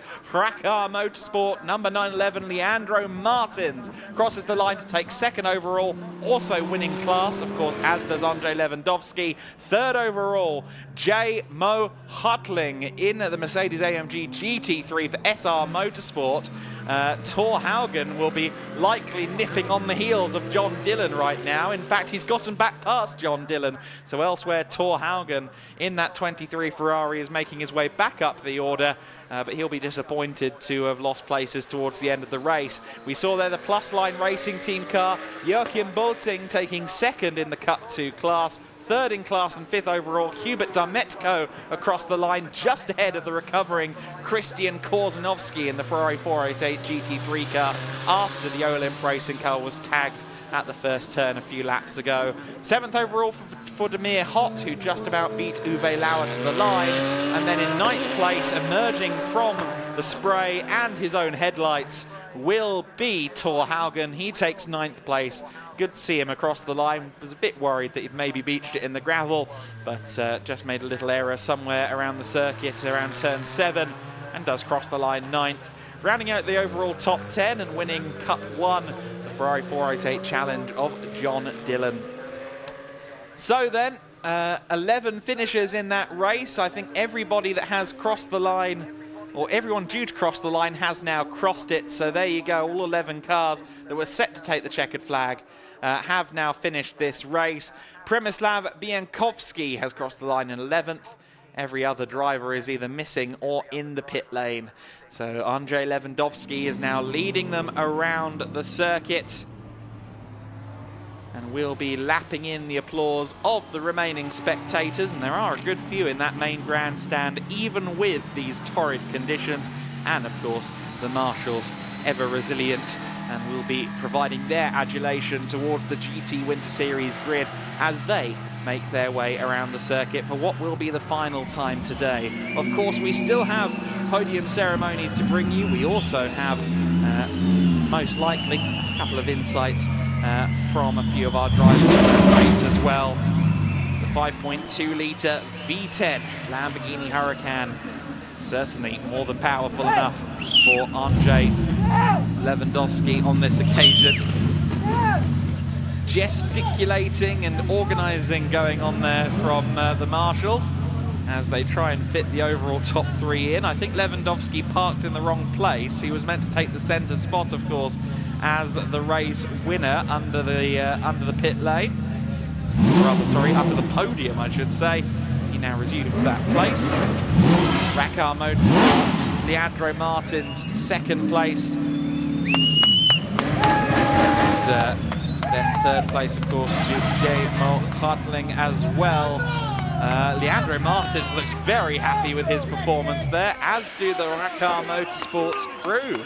They look very happy with their work. And Andrzej Lewandowski, look at him, he's beaming. He loved that. Always felt like weather conditions that can suit these Cup cars. And both this man, Leandro Martins, and Andrzej Lewandowski fulfilled that prophecy. J.Mo Hartling did very well in the SR Motorsport car to take third place overall. Leandro seems absolutely delighted. How awesome is this to see the Brazilian racer? Thank you. Very excited times down there. Awesome to see the Brazilian racer who has raced in Iberia for a long time, Spain and Portugal, in Porsche categories. He knows Porsches very well, so once again, not really a surprise that he is quite so quick in these wet conditions because he has the experience. There you see JMO Hartling debriefing. He'll be happy with an overall podium and a GT3 win. That will net some good points in the GT3 Championship as well in the GT Winter Series. Points scored within class rather than overall in this series. GT3 Poland's Andrzej Lewandowski takes the win then in the first GT Winter Series race of the season. Leandro Martins takes the Cup 2 honours and second overall in the Porsche 992 GT3 Cup car, Racha Motorsport, with a great result. SR Motorsport's JMO Hartling taking third in the GT3 win. Joachim Bulting and Hubert Darmetko round out our overall top 5, both also in Porsche Cup machinery. Christian Korzynowski 6th overall, second in GT3, despite facing the wrong way into the first corner at one stage. Very impressive. Demir Hott takes 7th place ahead of Uwe Lauer. 9th place for Thor Haugen and Pellin Racing. Rounding out the overall top 10, AF Corsa's John Dillon in the Ferrari 488 Challenge Evo. 11th place, Przemysław Bienkowski in his Porsche Cup car. Louis Stern didn't finish the race after his contact with Christian Korzynowski in the BMW M4. Pierre Errit also electing to head into the garage, avoiding these very tricky conditions. Igor Klaya, he was the cause of the safety car early in the race. He did not reach the flag. Mateusz Lizowski and Marcin Jedlinski did not take the start. So 14 starters, 11 finish in a very tricky GT Winter Series race. What a fabulous day of racing it has been. I can hear the crowd from my commentary box. The crowd have stayed all day long. The promise of free entry to this wonderful GT Winter Series and Winter Series package weekend has brought fans out, and even the rain couldn't stop them. So it's really fabulous to actually hear it from here in the commentary box as the fans cheer on the winning drivers. And Chris McCarthy is also ready to receive some of our winning drivers. He's down there under the podium. Let's go to him. Andrzej Lewandowski, first of all, congratulations. What an absolutely fantastic dive. You said the Lamborghini was going to go good in the way. You weren't lying to us there. That was an absolutely fantastic drive. Yes, in general, I like very much the rain, and that's why it's not first the winning on the rain. It's sometimes I have a lot of strong competitor and I win, and that's why I feel very comfortable on the rain. Yes, but after 3-4 laps, when it's rain, I'm afraid because I all the time aquaplaning and I swimming and I driving the 100%, but very polite. But I control everything and I absolutely win, and I'm very happy. And a lot of people up in the crowd here, they had to wait a little bit of time to see it, but I think you put on a little bit of a masterclass for them there. They were giving you a big round of applause. Give them a wave there. People in the crowd, we've got our winner here, Andrzej Lewandowski. Give him a round of applause, everyone. He did an absolutely superb job.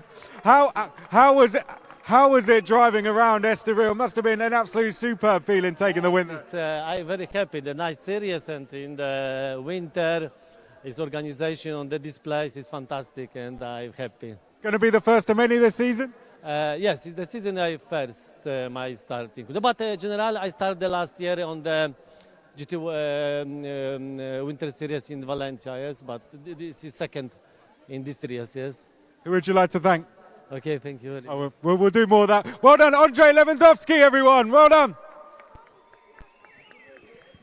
Right, so I think we're going to do some more results, some recaps with Adam Weller up in commentary. I'm going to see you up on the podium in just a sec. Absolutely love Andrzej Lewandowski's energy. He self-admits that he's not got the strongest grasp of English, but he is one of the most enthusiastic people when it comes to racing. Often see him just lighting up when he sees his race car. He knows it's time to go racing, and he always looks absolutely delighted to be doing so. And what a win for him. Great to again hear that crowd, see that crowd here at the Winter Series. A reminder, of course, check the website GT-Winter-Series.com or any of the other series websites, similar format, prototype-winter-series.com etc. To see the calendars for your championships of choosing, free entry at all events, so Portimao, Jerez, Valencia, Aragon and Barcelona. The gates are open, the entry is free. The racing is intense. It's well worth being there. You see the crowd on some of those shots on the main grandstand, on the main straight. It's awesome to see them. And in spite of these conditions, which have certainly presented a challenge to our drivers and anyone who didn't bring an umbrella, they have stayed on, they have watched the racing, they have loved the racing today. Thank you, guys. We're seeing you in the grandstand right now. If you want to give us a wave, say hello to the live stream, give us a big wave. And thank you so much for coming along today for this. Make sure you join us tomorrow if you're here in person or if you're near enough to the circuit to come to Estoril. Come along tomorrow. We've got 6 races, including 3 endurance races. The second Prototype Winter Series race will be on, so another 50-minute race. Glad that we'll actually get to see a full race from them with any luck. And then there is a 55-minute race for the GT Winter Series and an hour-long race for the GT4s, as well as 2 more sprint races, one for each of those GT classes as well. It's going to be a packed day of racing here on Winter Series Sunday here at Circuito Estoril. And of course, we do still have a podium to bring you this evening as well. Just gone 5 minutes past 5 local time here, and it has been a very, very fast-paced afternoon. That went in absolutely no time. I really hope you enjoyed it, because I certainly did up here in the commentary box. It has been a true joy to be at a circuit so soon. I arrived on January the 10th to Estoril, and that is certainly the earliest in the year that I've ever been to a circuit, with maybe the exception of the Autosport International Live Action Arena, if you want to count that. Of course, that event going on this weekend as well. While the rest of the motorsport community is just about waking up and stretching their legs, getting ready to go racing in the summer, we are already here going racing in the Winter Series. And that is the USP, the unique selling point of this championship. We go racing while everyone else has their feet kicked up or are making testing plans, perhaps. And it is a great way to go testing. There is no better test than going racing. And that is why the Winter Series is ever more popular. We'll see quite a lot of teams dipping in and out of this championship as the year goes on. For instance, if you're competing in a championship that goes to Barcelona, why not go to Barcelona in March with the GT Winter Series? So you will see a number of guest entries, one-off entries from some of the world's best GT racing teams, in addition to the regular full-season entries that we've got. The grid will ebb and flow, and it will also grow as the year goes on. There's fabulous variety, not just in terms of the eligible cars in GT Winter Series, but the entries that come in on a round-to-round basis. That's part of the reason that I love it. I hope it's part of the reason you grow to love it too. Certainly a shame that we didn't get to see the first full race of the Prototype Winter Series in their debut, but I'm sure they'll be racing on Sunday, as will the GT4s. But for now, we can go down to Chris McCarthy, who has our final set of podiums of the day. Thank you very much, Adam. Thank you to all of you who waited around in the crowd. Just stay with us a little bit longer, because we're going to get the podiums underway. Thank you to all of you down in the pit lane as well. Guys in the grandstand, did we all enjoy that race? I think that was a pretty good one for all the drivers. We're going to get them now out onto the podium. We do have a few classes to go through for this one, so we're going to start with our GT3 class, then we're going to have our Cup 2 class, and then our Cup 1 and Cup 4 classes. So we're going to get our GT3 class onto the podium first. We're going to get our top 3 up here. We're going to speak to them as well. So let's start with third place overall, finishing in third, number 72, Uwe Leyer.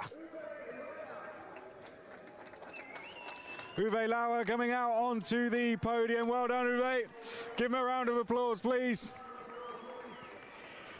Finishing in second place, the number 5 Elim Racing car, Christian Korzanowski. Well done to Christian. Superb drive in very, very tough conditions.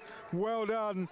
And the winner of the GT3 class of the first race in the GT Winter Series in very, very tough conditions, the number 11 SR Motorsport, J-Mo Hartling.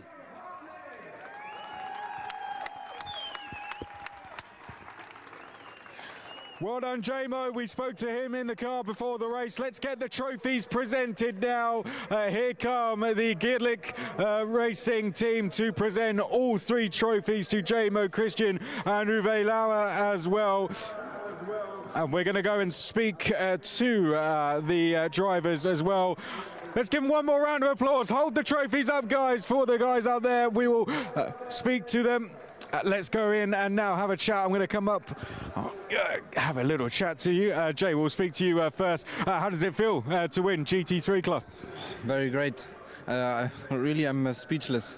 But thanks to my team, it was a really great race. How tricky was it in those conditions out there? Yeah, it was very tricky, but constant is the best.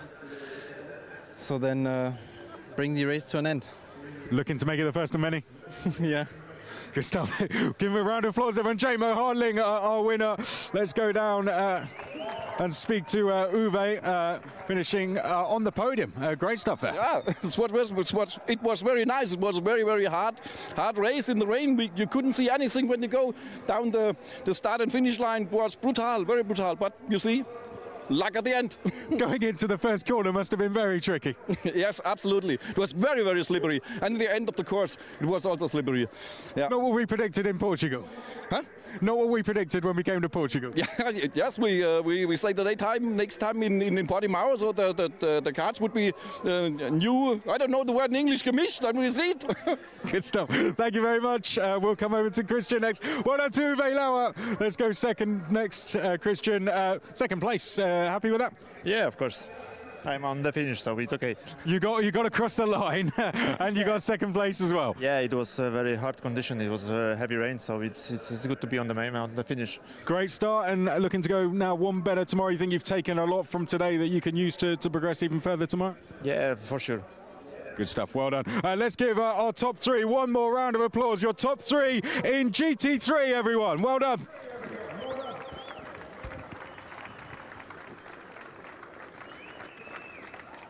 Congratulations, guys. We will now move on to the next podium, I believe. So congratulations. We're going to move on to the next one. Well done. Okay, let's go next to the Cup 2 class, finishing in third place for this one for PTT, the number 7, Hubert Demetko. Let's get him out onto the podium. Well done. Well done, Hubert. Finishing in second place was the number 38, Joachim Bolting. Joachim for Plus Line Racing. Well done, Joachim. And for Rakar, the winners in the Cup 2 class, the number 911, Leandro Martins.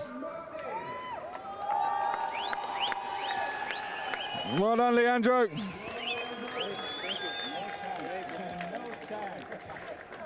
Trophies coming out for the GEDLICH Racing team now. Well done.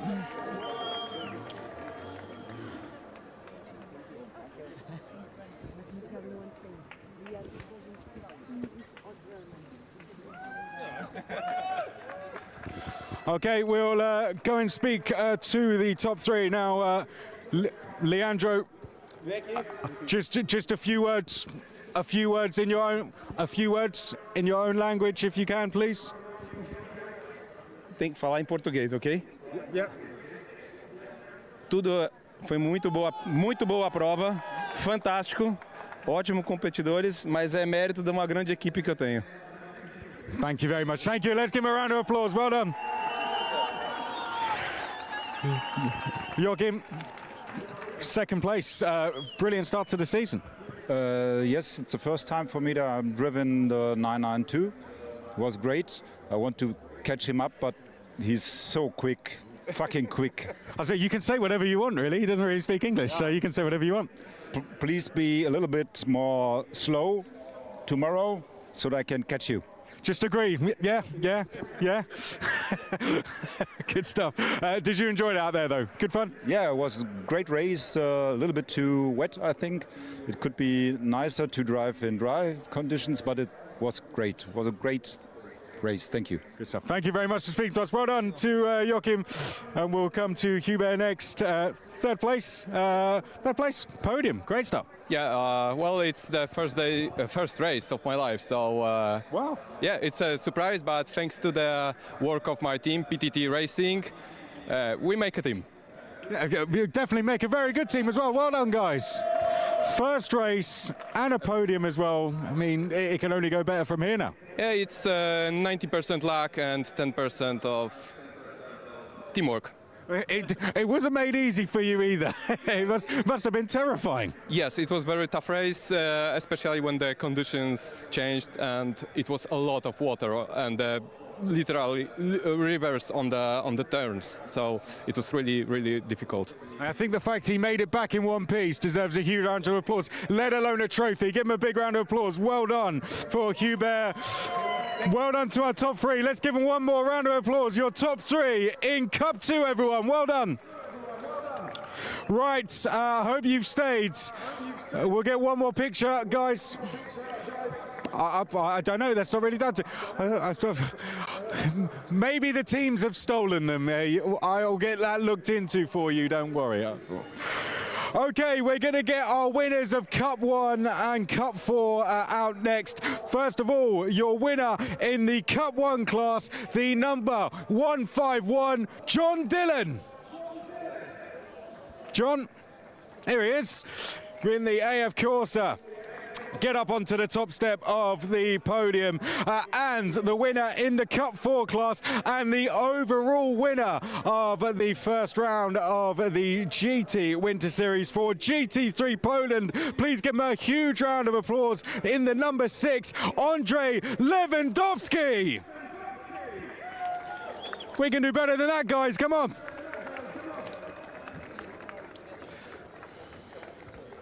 Both on the top step, please. Let's get the trophies out and we'll come up and speak to you guys. We'll get some pictures now of our two winners. Smile for the camera down here as well. Andre. Good stuff. Okay, let's come up and have a chat to our winners. John, how was it out there driving around? In those conditions? Yeah, it was difficult. Obviously, it started this morning. Not a great qualifying, but the team did a great job to get the right for the second quali. Started the race more or less at the back. Got a great start, but I got tagged, I think it was a turn 4. And yeah, it got really tricky after that because obviously, you know, there was a big gap. I had to catch the train under the safety car. When the race started again, oh, it was wet. Couldn't see anything. The car was oversteering in every corner. But yeah, kept it on the track, finished the race, and here we are. That's the main thing, isn't it? Just get it home. A lot learned, do you think, going into tomorrow now? Yeah, definitely. I think we just need to probably, you've got to stay calm in these conditions, not overdo it. And I think tomorrow, let's see if there is rain. I prefer a dry race tomorrow. You know, a bit of a mix is really good. But yeah, I'm looking forward to it. Good stuff. Well done, John Dillon. And I'll come around the other side now. Andrzej, well, good to speak to you again. What a fantastic drive that was. Overall winner. Must feel fantastic. Has it sunk in yet? Yes, because the car is preparing very well, and the team and engineer is step by step, and finally the car was perfect, and that's why it's easy to drive. Now let's try and go and get another one tomorrow. No, tomorrow is driving my son. Oh, perfect. We're together with the endurance together. But the endurance is going to be trying to get another one there. Yes, I hope. Good stuff. Congratulations. Well done, Andrzej Lewandowski. Give him a round of applause, guys. Well done. And that is it for the podium celebrations. I'm going to leave these over here for now.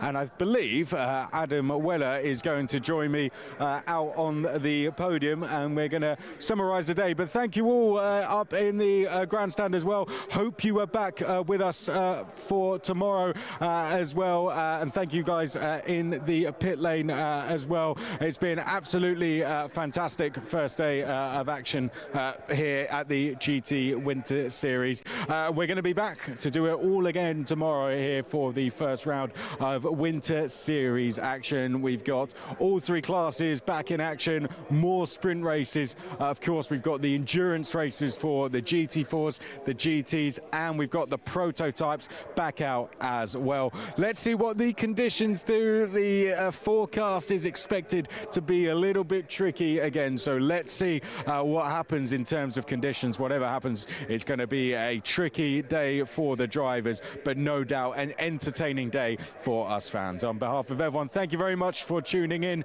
and we will see you bright and early tomorrow for the start of the second day of action here at Estoril for round one of the Winter Series. Bye-bye.